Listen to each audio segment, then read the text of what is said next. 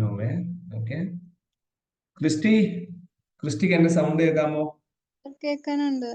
Yes. Right to property ഏത് വർഷമാണ് remove ആയത്, റിപ്പീൽ ആയത്?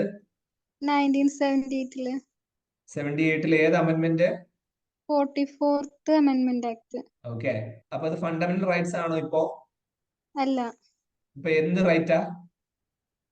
ഇപ്പൊ legal right. Okay, very good, very good, very good. So അത് നമ്മൾ റൈറ്റ് നൗ ദർ ആർ 6. ആ 6 ഫണ്ടമെന്റൽ റൈറ്റ്സിൽ ഇക്വാലിറ്റി എന്നൊരു സാധനം നമ്മൾ പറയും. ഇക്വാലിറ്റി എന്ന് പറഞ്ഞാൽ ഏതൊക്കെയുണ്ട്? 14 to 18. ഓക്കെ, 18. നമ്മൾ ഇതിൽ എഴുതുമ്പോൾ സ്ക്രീൻഷോട്ട് ഒക്കെ എഴുതി എടുത്ത് പോകട്ടോ, കുഴപ്പമില്ല. Then right to freedom. Okay, 19 to 22. Right against exploitation. 23, 24. Right for the religion which you are practicing. 25 to 28. Cultural and education right. 29 to 30. And constitutional remedies are 31 to 35. 31 to 35 എല്ലാം നമ്മൾ നോക്കുന്നില്ല. 32 മാത്രമേ അതിൽ നമ്മൾ നോക്കുന്നുള്ളൂ. Okay, Vaishnavi. Yes, sir. Article 226 എന്താ പറയുന്നത്?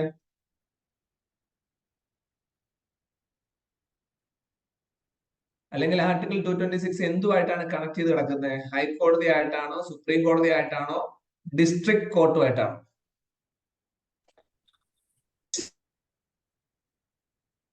ഹൈക്കോർട്ടല്ലേ? ഹൈക്കോർട്ടാ? ഉറപ്പാണോ? അതെ, ഹൈക്കോർട്ടാണ്. Yes. Okay, very good. Soumya S. Article 13 എന്താ സൗമ്യ?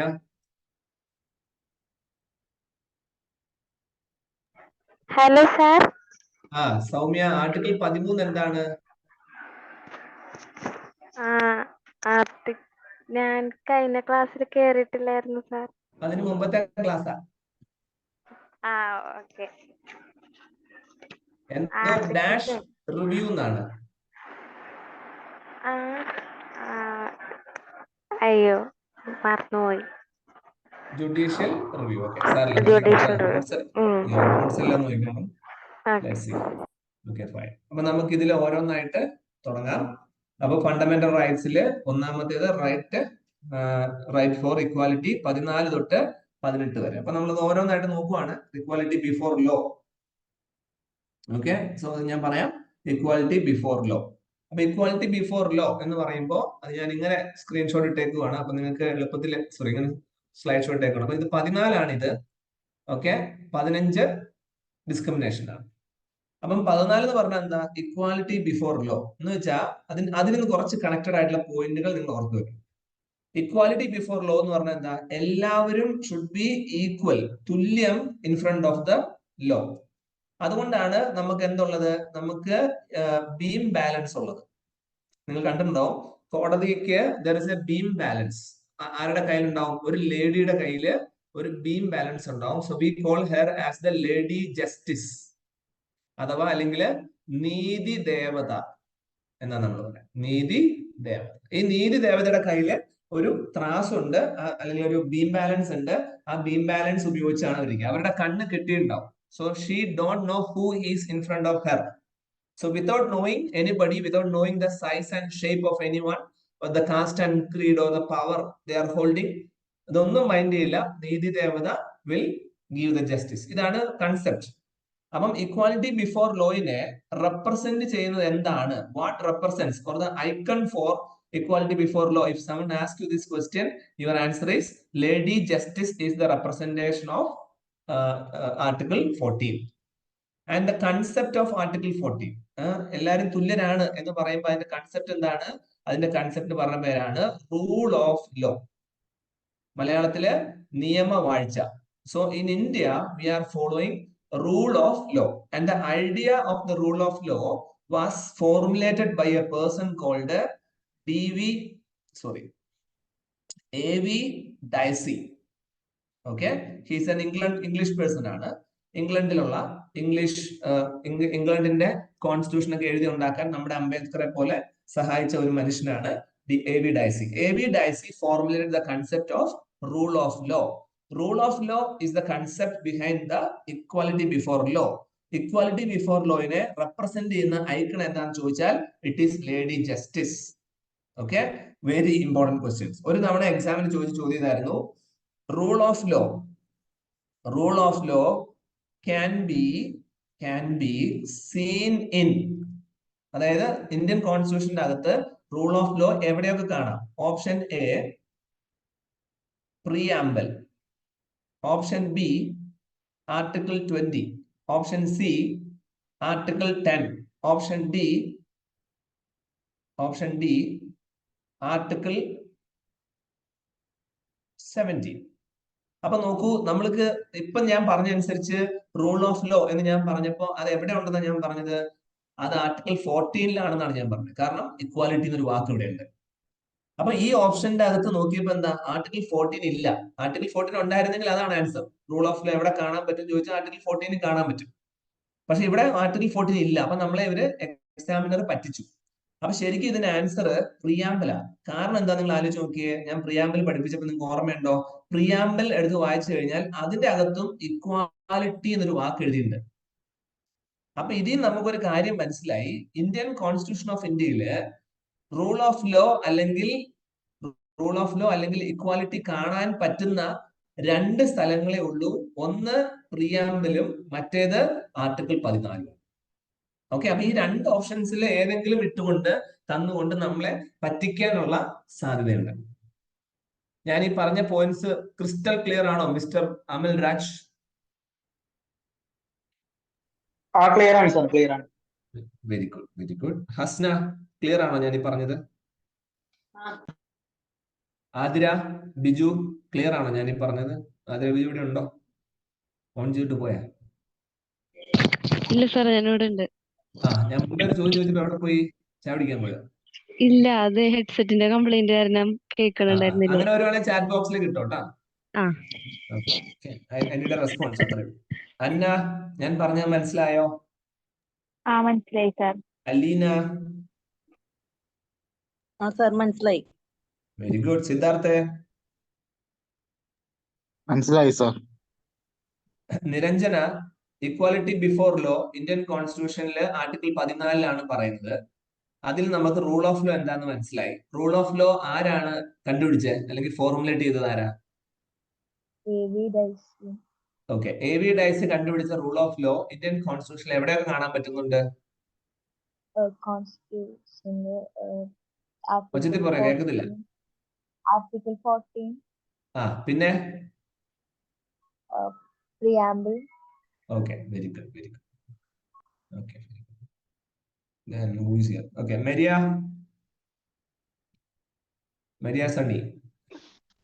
ഹലോ സർ, കേൾക്കുന്നുണ്ട്. പ്രിയാമ്പിൾ ഇക്വാലിറ്റി എന്നൊരു വാക്കുണ്ടോ? ഉണ്ട്. വേറെ ഒരു 3 വാക്കൂടെ ഉണ്ട്. ഏതൊക്കെ? ലിബർട്ടി, ജസ്റ്റിസ്, ഓർമ്മൂടെ? Fraternity. Okay, good. That's it. അപ്പൊ ഇത്രയും പോയിന്റ്സ് ആണ് എനിക്ക് ആർട്ടിക്കിൾ 14-നെ കുറിച്ച് പറയാനുള്ളത്. അപ്പൊ നോക്കുക പിള്ളേരെ, എക്സാം പോയിന്റ് ഓഫ് വ്യൂവില് ഈ ആർട്ടിക്കിൾ 14 തൊട്ട് ആർട്ടിക്കിൾ 32 വരെയാണ് ഏറ്റവും കൂടുതൽ ചോദ്യങ്ങൾ ചോദിക്കാം. അതുകൊണ്ട് തന്നെ നമ്മൾ ഞാൻ നേരത്തെ പറഞ്ഞതിനേക്കാളും കൂടുതൽ എക്സ്പ്ലനേഷൻ ഞാൻ ഈ ഏരിയയിൽ കൊടുക്കുന്നത് അതുകൊണ്ടാണ്. നിങ്ങൾ നന്നായിട്ട് മനസ്സിലാക്കി വേണം പോകാൻ. അപ്പൊ ആർട്ടിക്കിൾ 14 ക്ലിയർ ആണ്. ഇതിൽ ഒരു എക്സ്ട്രാ പോയിന്റ് കൂടെ ഉണ്ട്. ഈ ആർട്ടിക്കിൾ 14-നെ 2ആയിട്ട് നമ്മൾ ക്ലാസിഫൈ ചെയ്യുന്നുണ്ട്. That is equality before law എന്നും, okay, equal protection of laws, അങ്ങനെ കൂടെ ഒരെണ്ണമുണ്ട്. അപ്പം ആർട്ടിക്കിൾ 14-നെ വേണേ 2ആയിട്ട് മുറിക്കാം. നിങ്ങൾക്ക് എക്സ്ട്രാ റീഡിങ്ങിന് വേണമെങ്കിൽ വായിക്കാം. ആർട്ടിക്കിൾ 14(1) ആൻഡ് 14(2) അങ്ങനെയുണ്ട്. അതുകൂടെ ജസ്റ്റ് ഒന്ന് മനസ്സിലാക്കി വെച്ചാൽ മതി. ഞാൻ എക്സ്പ്ലെയിൻ ചെയ്യുന്നില്ല. പിന്നീട് നമ്മൾ വേറൊരു ക്വസ്റ്റ്യൻ പേപ്പർ ഒക്കെ ഡിസ്കസ് ചെയ്യുമ്പോൾ അത് ഞാൻ കൂടുതലായിട്ട് എക്സ്പ്ലെയിൻ ചെയ്യാം. അപ്പൊ ആർട്ടിക്കിൾ 14 എല്ലാവരും ക്ലിയർ ആണ്. Okay, so it's a very interesting one. നല്ല ഇമ്പോർട്ടന്റ് ആയിട്ടുള്ള ഒരു ഏരിയ ആണ്. സോ അടുത്തത് ആർട്ടിക്കിൾ 15. അതായത് ആർട്ടിക്കിൾ 15 എന്താ പറയാ? ഡിസ്ക്രിമിനേഷൻ ആണ് ഞാൻ എഴുതിയിരിക്കുന്നത്. അപ്പൊ ശരിക്കും പറഞ്ഞാൽ അത് നമുക്ക് അറിയാൻ എളുപ്പം എന്ന് വെച്ചാൽ no discrimination on the base of 5 ground എന്ന് പറയും. ഓക്കെ, ഇത് ഞാൻ ക്ലിയർ ചെയ്യുവാണേ സ്ക്രീൻ. അപ്പം ഇവിടെ 15-ാമത്തെ ഓർത്തിരിക്കാൻ എളുപ്പത്തിന് വേണ്ടി നമ്മൾ എന്തുവാണ്? ഡിസ്ക്രിമിനേഷൻ പാടില്ല. അതായത് ഒരാളെ ഇന്ന കാര്യം പറഞ്ഞുകൊണ്ട് മാറ്റി നിർത്താൻ പാടില്ല. അപ്പൊ എന്തൊക്കെ കാര്യം പറഞ്ഞുകൊണ്ട് മാറ്റി നിർത്താൻ പാടില്ല? 5 കാര്യങ്ങളിൽ മാറ്റി നിർത്താൻ പാടില്ല. So we call it as the 5 grounds. Okay, 5 കാര്യങ്ങളിൽ മാറ്റി നിർത്താൻ പാടില്ല. ഒന്ന് എന്താണ്? ആ മനുഷ്യന്റെ റിലീജിയൻ. 2 ആ മനുഷ്യന്റെ റേസ്. 3 ആ മനുഷ്യന്റെ കാസ്റ്റ്. 4 ആ മനുഷ്യന്റെ സെക്സ്, ജെൻഡർ.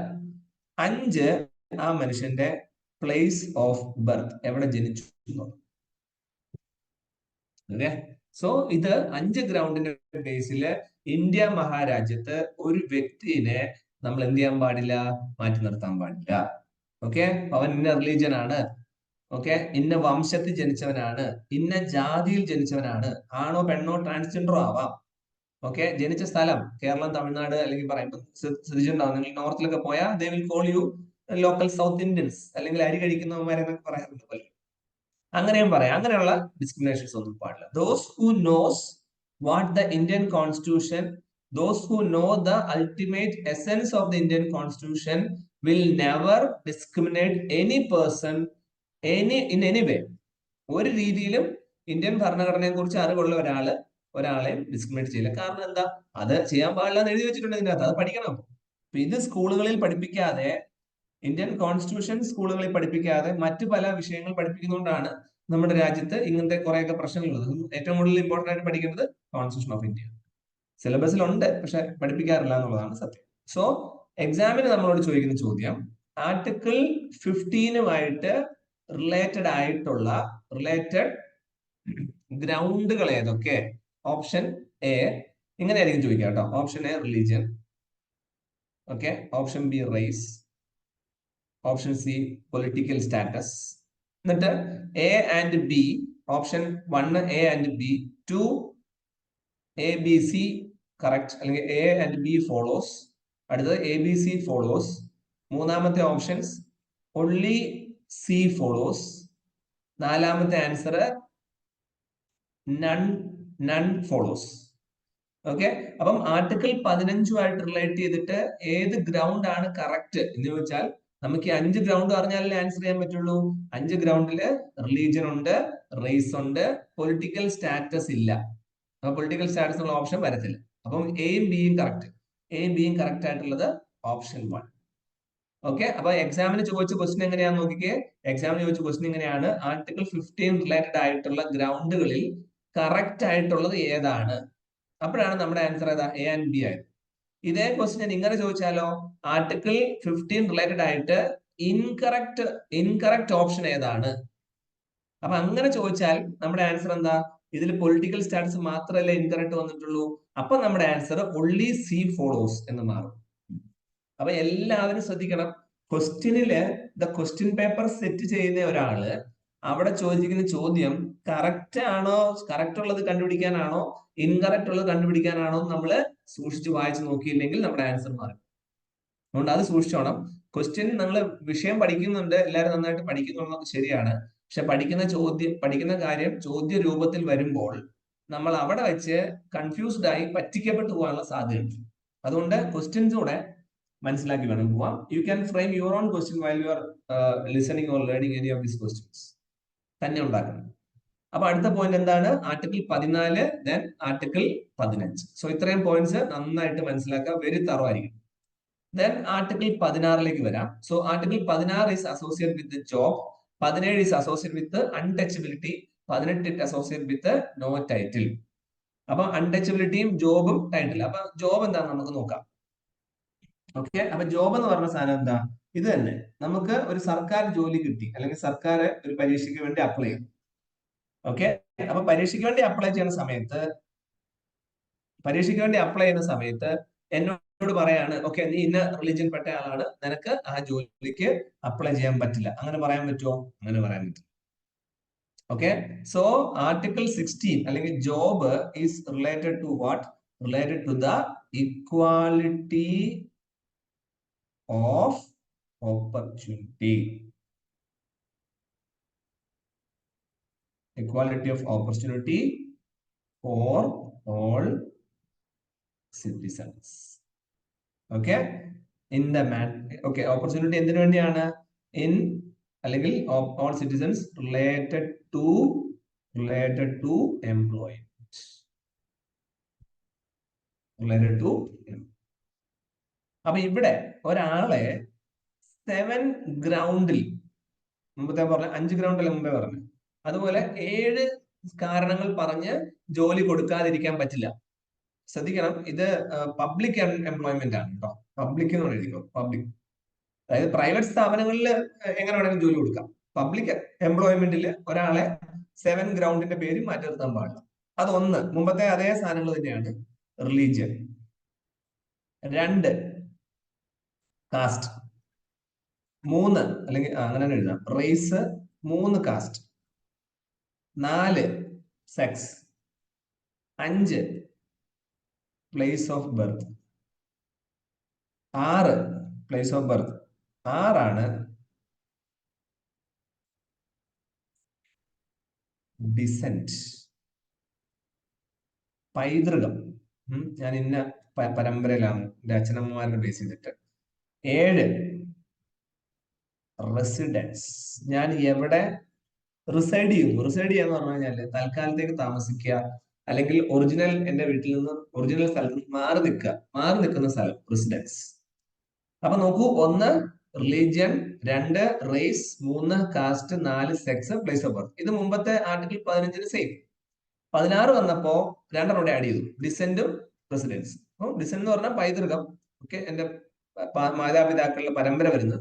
റെസിഡൻസ് പറഞ്ഞാൽ ഞാൻ എവിടെ സ്റ്റേ ചെയ്യുന്നു. അപ്പൊ ഇങ്ങനെ 7 കാര്യങ്ങൾ. അപ്പൊ ഈ 7 കാര്യങ്ങൾ വെച്ച് പബ്ലിക് എംപ്ലോയ്മെന്റില് എന്ത് ചെയ്യാൻ പാടില്ല, എനിക്ക് ജോലി തരാതിരിക്കാൻ പറ്റില്ല. So that is the most important.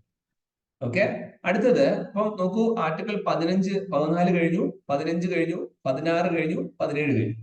So 17 എണ്ണം കഴിഞ്ഞു. സോ ഇനി 18ാമത്തേതാണ് നോ ടൈറ്റിൽ. അപ്പൊ നിങ്ങൾക്കറിയാം, ഇന്ത്യക്ക് സ്വാതന്ത്ര്യം കിട്ടുന്നതിന് മുമ്പൊക്കെ നമ്മൾ നോക്കിയാല് ഇന്ത്യയിൽ പല പല രാജാക്കന്മാരൊക്കെ ഉണ്ട്. അപ്പൊ രാജാക്കന്മാർ പറയും, ഐ ആം ഹിസ് ഹോളിനെസ് ഇന്ന രാജ, മഹാരാജ ഓഫ് എന്നൊക്കെ പറയും. അയ്യോ സോറി, നോ ടൈറ്റിൽ മുമ്പ് പറഞ്ഞ വിട്ടുപോയി, അൺടച്ചബിലിറ്റി പറഞ്ഞില്ലല്ലോ. Okay, so 17 is untouchability. അപ്പൊ untouchability definitely it is a civil crime. പണ്ടൊക്കെ തൊട്ടുകൂടൽ തീണ്ടൽ കൂടൽ എന്നൊക്കെ ഒരു കൺസെപ്റ്റ് ഉണ്ടായിരുന്നു. നോക്കാം, അപ്പൊ നമ്മൾ എന്ത് ചെയ്തു, അബോളിഷ് അൺടച്ചബിലിറ്റി. Abolish untouchability. അപ്പൊ ഇത് നിയമമായിട്ട്. അപ്പം ഇപ്പൊ എന്താണ്, ഇന്ത്യയില് അങ്ങനെ ഒരു നിയമമില്ല. അപ്പൊ അത് അൺടച്ചബിലിറ്റി പല രീതിയിൽ വരുന്നുണ്ട്. ഇപ്പൊ ചില ആൾക്കാര് ലാംഗ്വേജ് പോലും, ഇപ്പൊ മലയാളം പറയുമ്പോൾ തിരുവനന്തപുരം സ്ലാങ് പറയുന്നു, അപ്പൊ നീ തിരുവനന്തപുരം പറയാൻ പാടില്ല, അല്ലെങ്കിൽ മറ്റേത് പറയാൻ പാടില്ല, ഇങ്ങനെയും പറയുന്നുണ്ട്. അൺടച്ചബിലിറ്റി എന്ന് പറഞ്ഞു കഴിഞ്ഞാൽ ആൾക്കാർ തൊട്ടുകൂടൽ, കൈകൊണ്ട് തൊടുക അല്ലെങ്കിൽ കാലുകൊണ്ട് തൊടുക, ശരീരം കൊണ്ട് തൊടുക എന്നുള്ള കൺസെപ്റ്റ് മാത്രമല്ലാതെയും മാനസികമായിട്ടുള്ള അൺടച്ചബിലിറ്റി ഇപ്പോഴും നിലവിലുണ്ടെന്നുള്ളതാണ് മറ്റൊരു വലിയ സത്യം. ഓക്കെ, ഇപ്പൊ ഫോർ എക്സാമ്പിൾ നിങ്ങൾ കേട്ടിട്ടുണ്ടാവും, there are TV shows like എന്താ പറയാ ഇപ്പൊ എക്സാം, ഓക്കെ, ബിഗ് ബോസ് എന്നൊക്കെ പറഞ്ഞ് നിങ്ങൾ കാണുന്നുണ്ട്. സോ ബിഗ് ബോസ് പോലുള്ള പരിപാടികൾക്ക് പണ്ട് വർഷങ്ങൾക്ക് മുമ്പൊക്കെ നിങ്ങൾ നോക്കിയാൽ മനസ്സിലാവും, ഇംഗ്ലീഷുകാര് ഇന്ത്യക്കാരോട് പെരുമാറുന്ന രീതി, അതുപോലെ തന്നെ പഞ്ചാബികൾ ബീഹാറുകളോട് പെരുമാറുന്ന രീതി. ബീഹാർ വേറെ സ്റ്റൈലാണ്, പഞ്ചാബ് വേറെ സ്റ്റൈലാണ്. ഓക്കെ, അല്ലെങ്കിൽ തമിഴ്നാട്ടുകാരോട് തെലുങ്കിന് പെരുമാറുന്ന രീതി, ഇങ്ങനെ പല പ്രശ്നങ്ങളുണ്ട്. ഈവൻ നൗ ഇപ്പോഴും ഇന്ത്യയിൽ പല സ്ഥലങ്ങളിൽ അൺടച്ചബിലിറ്റി നിലവിലുണ്ട് എന്നുള്ളതും മറ്റൊരു സത്യം. സോ അത് അബോളിഷ് ചെയ്തിട്ട് ആർട്ടിക്കിൾ 17 ഓൾറെഡി നമ്മൾ ഇതൊക്കെ മാറ്റിയിട്ടുള്ളതാണ് രാജ്യത്ത്. പക്ഷെ പൂർണ്ണ തോതിൽ നടപ്പിലായിട്ട് വന്നിട്ടില്ല എന്നും മറ്റൊരു സത്യം. നടപ്പിലായി വന്നുകൊണ്ടിരിക്കുന്നു. Next is article 18.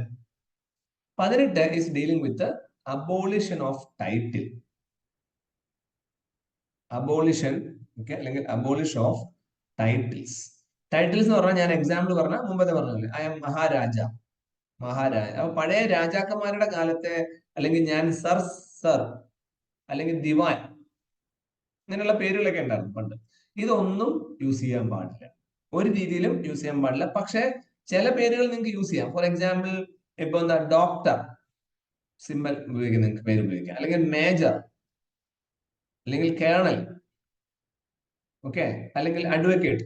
ഇതൊക്കെ നിങ്ങൾക്ക് നിങ്ങളുടെ പേരിനൊപ്പം ടൈറ്റിലായിട്ട് വെക്കുന്നതിന് കുഴപ്പമില്ല. കാരണം ഇതെല്ലാം ആര് തന്നാണ്, ഇന്ത്യ ഗവൺമെന്റ് അംഗീകരിച്ചതാണ്. ബാക്കിയുള്ള മഹാരാജാവിന്റെ ഒക്കെ അവരുടെ കാലത്തുള്ളതാണ്, അതൊന്നും അംഗീകരിച്ചില്ല. അപ്പൊ അങ്ങനെയുള്ളതെല്ലാം അബോളിഷ് ചെയ്തു, ഇപ്പൊ ഉള്ളത് യൂസ് ചെയ്യാം. So that is article okay, അപ്പൊ നമുക്കൊന്ന് ജസ്റ്റ് റിവേഴ്സ് ചെയ്യാം. എല്ലാവരും ഓർത്ത് വെച്ചോളാം. നമ്മൾ ആർട്ടിക്കിൾ 1, 2, 3, 4 ഇത്രയും പാർട്ട് 1 ഓഫ് ദ കോൺസ്റ്റിറ്റ്യൂഷൻ പഠിച്ചു. Then 5 to 11 article 2 of the constitution പഠിച്ചു. ദെൻ 12ഉം 13ഉം 14ഉം 15ഉം 16ഉം 17ഉം 18ഉം പഠിച്ചു. അതിൽ 14 to 18 വരെയാണ് നമ്മൾ ഫണ്ടമെന്റൽ റൈറ്റ്സിന്റെ അകത്തുള്ള ഇക്വാലിറ്റി റിലേറ്റഡ് ആയിട്ടുള്ള ഫണ്ടമെന്റൽ റൈറ്റ്സ്. അപ്പൊ ചോദിക്കും 12ഉം 13ഉം അപ്പൊ എന്താണ്? അപ്പൊ 12 എന്താണെന്ന് നമുക്കറിയാം. സ്റ്റേറ്റ് എന്താണെന്ന് ഡിഫൈൻ ചെയ്താണ് 12. 13 എന്താണെന്ന് ചോദിച്ചാൽ നമ്മൾ എന്ത് പറയും? ഇറ്റ് ഈസ് ജുഡീഷ്യൽ റിവ്യൂ ആണ്. ഓക്കെ, സോ ഞാൻ ഈ പറഞ്ഞത് ക്ലിയർ അല്ലേ അനർഘ? ആ സർ ക്ലിയർ ആണ്. രശ്മി? ക്ലിയർ ആണ്. ഞാൻ ഫസ്റ്റ് 2-3 ക്ലാസ് മിസ്സായിരുന്നു കോൺസ്റ്റിറ്റ്യൂഷന്റെ. ഇപ്പൊ എടുത്തത് ക്ലിയർ ആണ്. Did you get the recorded classes? കിട്ടി. എനിക്ക് അത് കേറാൻ പറ്റിയില്ല. കേറാൻ means സമയം കിട്ടിയില്ലാന്നാണോ? അല്ലല്ല, എനിക്ക് ആ പാസ്വേഡ് അടിച്ചിട്ട് എന്തോ എറർ കാണിച്ചുകൊണ്ടിരുന്നത്. ഞാൻ കോണ്ടാക്ട് ചെയ്തിരുന്നു അക്കാദമിയിലേക്ക്. അപ്പൊ ഒന്നുകൂടി അയച്ചുതരാന്ന് പറഞ്ഞു. കളക്ട് ചെയ്യൂ നാളെ തന്നെ കേട്ടോ. ഓക്കെ, അടുത്ത ദിവസം തന്നെ ഞാൻ ചോദിക്കും രശ്മിയോട്. So Okay. എങ്ങനെയും കളക്ട് Okay, ചെയ്യും. It's up to you.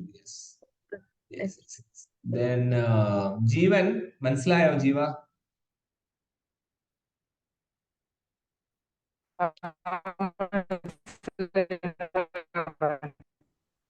ഒന്നുകൂടെ പറയാം, അവിടെ റേഞ്ച് കട്ടായി പോകുന്നുണ്ട്.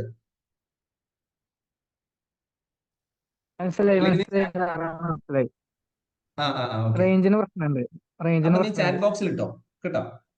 ആ ഞാൻ ചോദിക്കുമ്പോൾ ഉത്തരങ്ങൾ ചാറ്റ് ബോക്സിൽ ഇട്ടാ. യമുന, യമുന മനസ്സിലായോ? മനസ്സിലായി സാർ. ശരി, യമുന സ്റ്റേറ്റ് എന്താന്ന് ഡിഫൈൻ ചെയ്യാമോ?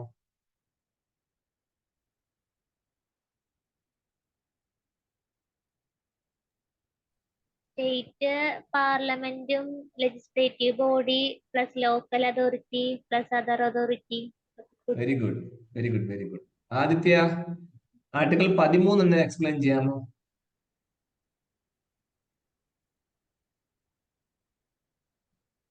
ആദിത്യ, ആദിത്യ, ആദിത്യ അല്ലേ? Aditya Rajesh. Yes. Can you explain what is Article 13? 13.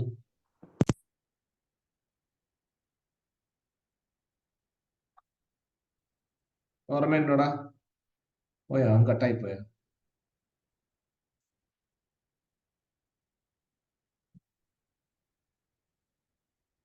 Okay, കട്ടായി പോയോ എന്ന് തോന്നുന്നു. ഓക്കെ, ജിയോ, ആർട്ടിക്കിൾ 13 എന്താ എക്സ്പ്ലെയിൻ ചെയ്യാമോ?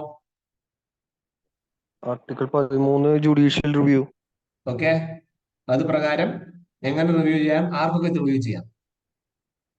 ലെജിസ്ലേറ്റീവ്, എക്സിക്യൂട്ടീവ്, ജുഡീഷ്യറി ബോർഡും പിന്നെ മീഡിയയും. Other media. Okay, media, that means the fourth estate you are talking about. Okay, ഈ 4 പേരില് റിവ്യൂ ചെയ്യാനുള്ള കപ്പാസിറ്റി ആർക്കാ ഉള്ളത്? അതില് മറ്റേ ജുഡീഷ്യൽ ബോർഡിന് ഓക്കെ, അവർക്ക് റിവ്യൂ ചെയ്യാനുള്ള അധികാരമുണ്ട്. കറക്റ്റ് ചെയ്യാൻ. ശരി, അപ്പൊ ഈ ജുഡീഷ്യൽ ബോഡിക്ക് റിവ്യൂ ചെയ്യണമെങ്കിൽ അല്ലെങ്കിൽ ഇങ്ങനെ കാര്യങ്ങൾ ഇടപെടണമെങ്കിൽ 2 ആർട്ടിക്കിൾ പറയുന്നുണ്ട്. ഏതൊക്കെ ആർട്ടിക്കിളാ? ആർട്ടിക്കിൾ 32, 226. 32 ആർക്ക് വേണ്ടിയുള്ളതാ? Supreme court.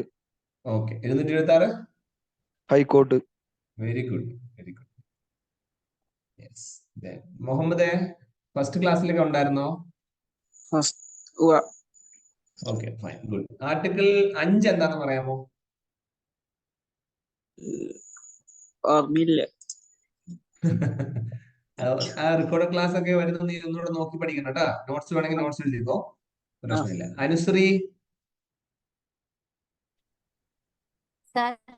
Anusree, Fasal Ali committee എന്ന് കേട്ടിട്ടുണ്ടോ? ഇല്ല, ഞാൻ 2 ക്ലാസ് ഇപ്പൊ കേറിയിട്ടുള്ളൂ. 2 ക്ലാസ്സിൽ തന്നെ ഇത് പറഞ്ഞത്. ഞാൻ കഴിഞ്ഞ ക്ലാസ്സിലെ കയറിയിട്ടുള്ളൂ. ഈ ക്ലാസ് റെക്കോർഡ് കിട്ടിയായിരുന്നോ? ആ അത് ഓപ്പൺ ചെയ്ത് നോക്കിയോ? എററാ വന്നത്. എന്തെറാ? അത് ഓപ്പൺ ആവണ്ടായിരുന്നില്ല എനിക്ക്. ഇന്ന് നോക്കിയിട്ട് മുമ്പേ രശ്മി പറഞ്ഞിട്ടുണ്ട് എറർ. അപ്പൊ നിങ്ങൾ ആ എറർ എന്താന്നുള്ളതിന്റെ സ്ക്രീൻഷോട്ട് എടുത്തിട്ട് നിങ്ങളുടെ ഗ്രൂപ്പിൽ ഒന്ന് പോസ്റ്റ് ചെയ്യണം ഇന്ന്. ആ ആ ഐ വിൽ ചെക്ക് ഇറ്റ് എന്താ നോക്കാം. ഓക്കെ, പോട്ടെ. Okay. Sam Krishna, Shyama article 5 എന്താന്ന് പറയാമോ? Hello sir. ശ്യാമ ആർട്ടിക്കിൾ 5 എന്താന്ന് പറയാമോ? അയ്യോ, ഒന്നും കേട്ടില്ല. ഓർമ്മയില്ലേ? എന്താ? ആർട്ടിക്കിൾ 5. Hello article hello 5. കേക്കാല്ല സാർ, കട്ടായിട്ടേക്കണേ. Okay, article 5. Citizenship. Very good. Single ആ ഡ്യുവലാ? സിറ്റീഷ്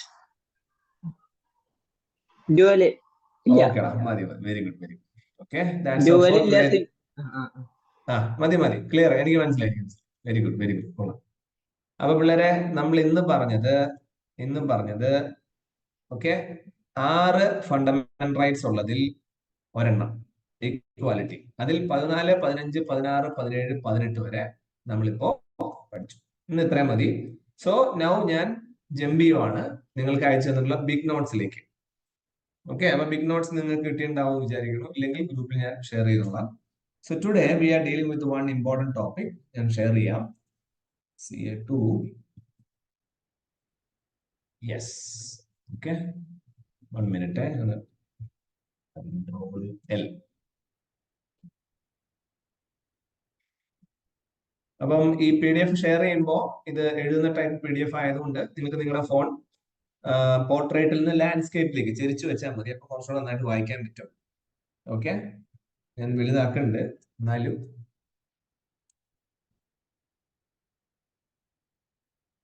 നോക്കിക്കോളാം. ഓക്കെ, അപ്പോ ഇവിടെ ആദ്യത്തെ ഒരു ടോപ്പിക് എന്ന് പറയുന്നത് it's about the kharif seasons. അതായത് ഗവൺമെന്റ് ഓഫ് ഇന്ത്യ നമ്മുടെ രാജ്യത്ത് MSP നടപ്പിലാക്കി അല്ലെങ്കിൽ നടപ്പിലാക്കുന്നു എന്നതിനെ കുറിച്ചാണ് ഫസ്റ്റ് പോയിന്റ് പറയുന്നത്. MSP. അപ്പൊ MSP എന്ന് പറഞ്ഞാല് എന്താണ് എന്നുള്ളതാണ് ഒന്നാമത്തെ പോയിന്റ്. രണ്ടാമത്തെ പോയിന്റ് ഖീർ ഭവാനി ടെമ്പിൾ എന്നൊരു അമ്പലത്തിനെ കുറിച്ചാണ് രണ്ടാമത്തെ ന്യൂസ് വന്നത്. ഇതെല്ലാം പത്ര ന്യൂസിനെ ആധാരപ്പെടുത്തിയാണ്. അപ്പൊ ഒരു ടോപ്പിക് എന്തായിരുന്നു? MSP എന്താണ്, അല്ലെ അതുമായിട്ട് ബന്ധപ്പെട്ട വിഷയം. രണ്ടാമത്തെ ടോപ്പിക് ഖീർ ഭവാനി ടെമ്പിൾ. മൂന്നാമത്തെ topic environment performance index. Okay, അപ്പൊ ഇപ്പൊ തന്നെ മനസ്സിൽ ഓർക്കുക. ഒന്ന് MSP, 2 kheer Bhavani temple, 3 environment performance index. നമ്മൾ ഓരോ 4, 5, 6 ടോപ്പിക് വെച്ച് പഠിക്കുന്നു. നാലാമത്തേതാണ് നെക്സ്റ്റ് ജനറേഷൻ കോർവെറ്റ്. കോർവെറ്റ് എന്ന് പറഞ്ഞു കഴിഞ്ഞാൽ കുഞ്ഞ് സ്പീഡ് ബോട്ടുകളെയാണ് കോർവെറ്റ് എന്ന് പറയുന്നത്. ഉണ്ടോ? വേറൊന്നും ആലോചിക്കേണ്ട ആവശ്യമില്ല. Corvette is small speed boats. Okay, അപ്പൊ നാലാമത്തേത് കോർവെറ്റിനെ കുറിച്ച്. അടുത്തത് ക്യാൻസറിന് വേണ്ടിയുള്ള ഒരു ട്രീറ്റ്മെന്റ്. ഓക്കെ, യൂഷ്വലി നമുക്കറിയാം ക്യാൻസറിന് വേണ്ടി കീമോതെറാപ്പിയാണ് ചെയ്യാറ്, അല്ലെങ്കിൽ സർജറി അല്ലെങ്കിൽ കീമോതെറാപ്പി. എന്നാൽ അതിന് പകരമായിട്ട് കുറച്ചുകൂടെ അഡ്വാൻസ്ഡ് ആയിട്ട് ഒരു പുതിയ ടെക്നോളജി അല്ലെങ്കിൽ ഒരു മെത്തേഡ് കണ്ടുപിടിച്ചാണ് treatment of mismatch repair deficient cancer. എല്ലാ ടൈപ്പ് ക്യാൻസറിനും അല്ല, മിസ്മാച്ച് റിപ്പയർ ഡെഫിഷ്യന്റ് ക്യാൻസറിന് വേണ്ടി ഒരു മെത്തേഡ് ഡോക്ടേഴ്സ് കണ്ടുപിടിച്ചു, അല്ലെങ്കിൽ റിസർച്ചേഴ്സ് കണ്ടുപിടിച്ചതാണ് ആ ന്യൂസ്. അപ്പം എത്ര ടോപ്പിക്കായി? 1, 2, 3, 4, 5 ടോപ്പിക്കാണ്. ഇനി അടുത്താണ് റിപ്പോ റേറ്റ്.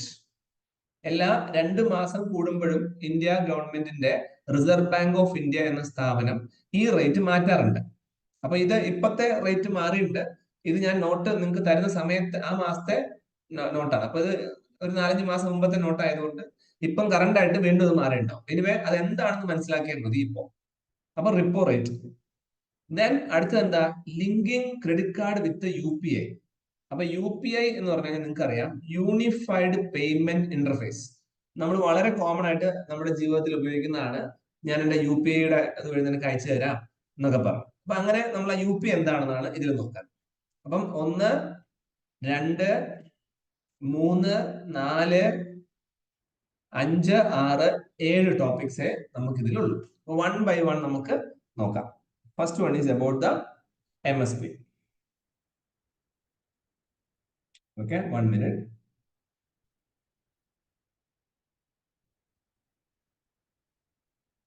നമ്മുടെ ഇന്ത്യയില് ഒന്ന് രണ്ട് പോയിന്റ്സ് ഞാൻ പറയണ്ട, നോട്ട് ചെയ്യാം. സോ ഇന്ത്യയില് നമുക്കറിയാം പല പല സീസൺസ് ഉണ്ട്. സീസൺസ് ശരിക്കും പറഞ്ഞാൽ വിന്റർ, സമ്മർ, ഓട്ടം, സ്പ്രിംഗ് എന്നുള്ള രീതിയിൽ 4 സീസൺസ് ഉണ്ട്. വിന്റർ, സമ്മർ, ഓട്ടം, സ്പ്രിംഗ്, ഇങ്ങനെ 4 സീസൺസ് ആണ് നമുക്കുള്ളത്. അപ്പൊ അത് സാധാരണ സീസൺസ് ആണ്. അപ്പൊ നമുക്ക് കൃഷിക്ക് ബന്ധപ്പെട്ട് കൃഷി സംബന്ധമായിട്ട് ഒരു സീസൺ എന്ന് പറഞ്ഞാല്, ഒരു minute, 1 minute please hold on.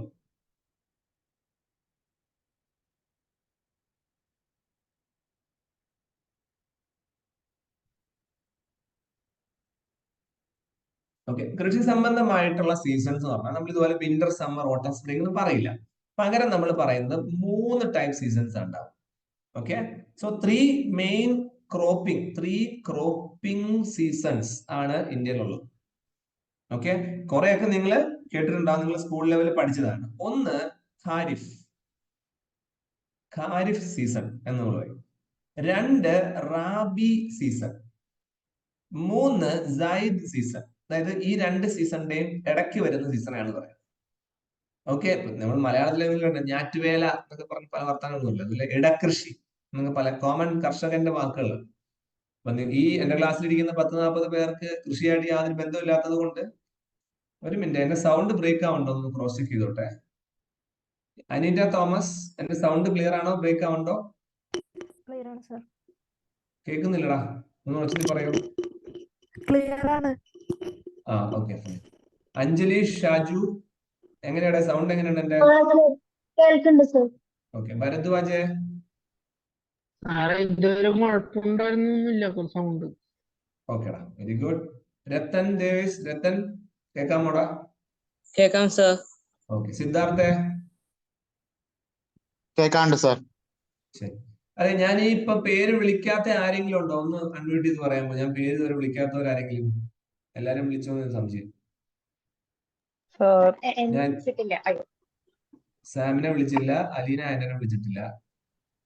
Okay, വേറെ ആരെങ്കിലും ഞാൻ വിളിക്കാത്തോണ്ടോ? ഇല്ല. ശ്രീലക്ഷ്മിനെ വിളിച്ചിട്ടില്ല. ഓക്കെ, ശരി, ഞാൻ അടുത്ത് നിങ്ങളെ വിളിച്ചോളാം. Okay. So in India we are having 3 main seasons, അല്ലെങ്കിൽ ക്രോപ്പിംഗ് സീസൺസ് എന്ന് പറയും.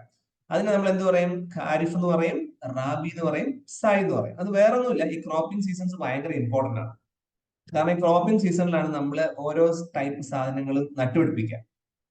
ഇപ്പൊ ഉദാഹരണം പറഞ്ഞാല്, ഞാനിപ്പോ ഖാരിഫ് തന്നെ എക്സാമ്പിൾ എടുത്ത 1-2 സാധനങ്ങളുടെ പേര് പറയാം. ഇപ്പൊ ഖാരിഫില് നിങ്ങൾ കേട്ടിട്ടുണ്ടോ എന്ന് എനിക്കറിയില്ല, നമ്മൾ ഈ ചോളം എന്ന് പറഞ്ഞ സാധനമുണ്ട്, മൈസ്. അതുപോലെ തന്നെ നമ്മുടെ വീട്ടില് ചോറുണ്ടെന്നുണ്ടോ, റൈസ്. ഓക്കെ. സോയാബീൻ, ബജ്റ, ജോവറ്, ഇതൊക്കെ എന്താ സാധനം അറിയണമെങ്കിൽ പടം നോക്കുകയാണെങ്കിൽ ഗൂഗിൾ അടിച്ച് നോക്കിയാൽ, അല്ലെങ്കിൽ മറ്റ് മില്ലറ്റുകൾ, ചെറിയ ചെറിയ മില്ലറ്റുകൾ എക്സെട്ര, ഇതൊക്കെ കൃഷി ചെയ്യുന്ന സമയമാണ് ഖാരിഫ് സീസൺ. ഓക്കെ, അപ്പൊ ഈ ഖാരിഫ് സീസണിലാണ്. അപ്പൊ ഇത് സ്വാഭാവികമായിട്ടും ഏത് മാസമാണെന്നൊക്കെ നമ്മൾ അറിഞ്ഞു വെക്കണം. കൃഷി എന്നുള്ളത് നമ്മൾ സ്വാഭാവികമായിട്ടും അതൊരു ജൂണിൽ തുടങ്ങിയിട്ട് എൻഡ് ചെയ്യുന്നത് ജൂൺ ടു ഒക്ടോബറിൽ എൻഡ് ചെയ്യും. ആ ഒരു പീരീഡിലാണ് ഈ കൃഷിയുടെ ഒരു പരിപാടി നമ്മൾ തുടങ്ങും. ഓക്കെ, അപ്പം ഈ മൺസൂൺ ക്രോപ്പ് എന്ന് വേണമെങ്കിൽ നമുക്ക് അതിന് വേണമെങ്കിൽ പറയാം. കാരണം ജൂണൊക്കെ മഴ സമയമാണ്, സ്വാഭാവികമായിട്ടും വെള്ളമൊക്കെ വേണം. അപ്പൊ ആ ടൈപ്പ് ഓഫ് ക്രോപ്പാണ് ഖാരിഫ്. അപ്പൊ ഒന്നുകൂടെ പറയാം, സീസൺ ക്രോപ്പാണ്. 3 ടൈപ്പ് ഉണ്ട്. ഒന്ന് ഖാരിഫ്, റാബി, സായിദ്.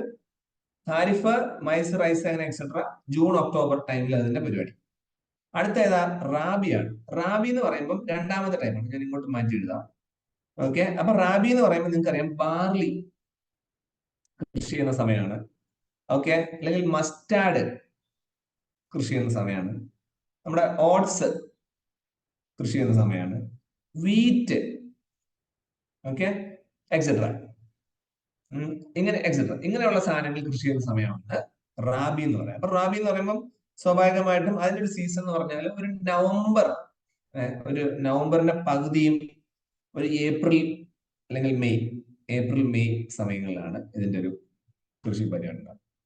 ഓക്കെ, അപ്പൊ ഇതാണ് 2ാമത്. അപ്പൊ ഇനി അടുത്ത ഏതാ ഉള്ളത്? ഇനിയുള്ളത് സൈദ് ക്രോപ്പാണ്. സൈദ് എന്ന് പറയുമ്പോൾ സ്വാഭാവികമായിട്ട് ഇതിന് ഇടയ്ക്കുള്ള കൃഷിയാണ്. ഈ 2 മെയിൻ ക്രോപ്പിംഗ് സീസണിന്റെയും ഇടയ്ക്ക് എപ്പോഴെങ്കിലും സമയം കിട്ടുമ്പോൾ നമുക്ക് കൃഷി ചെയ്യാൻ പറ്റുന്നതാണ്. അപ്പം അത് സാധാരണ സാധനങ്ങളാണ്. പംകിൻ, മത്തങ്ങ, KIN ആണ്, പംകിൻസ്. കുക്കുംബർ,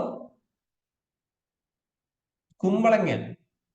അല്ല വേണ്ട, കുമ്പളങ്ങ കറക്റ്റാ, കുമ്പളങ്ങ. ആർക്ക് പറയടാ? പാവയ്ക്കൊക്കെ എങ്ങനെയാ ഇംഗ്ലീഷിൽ പറയാ?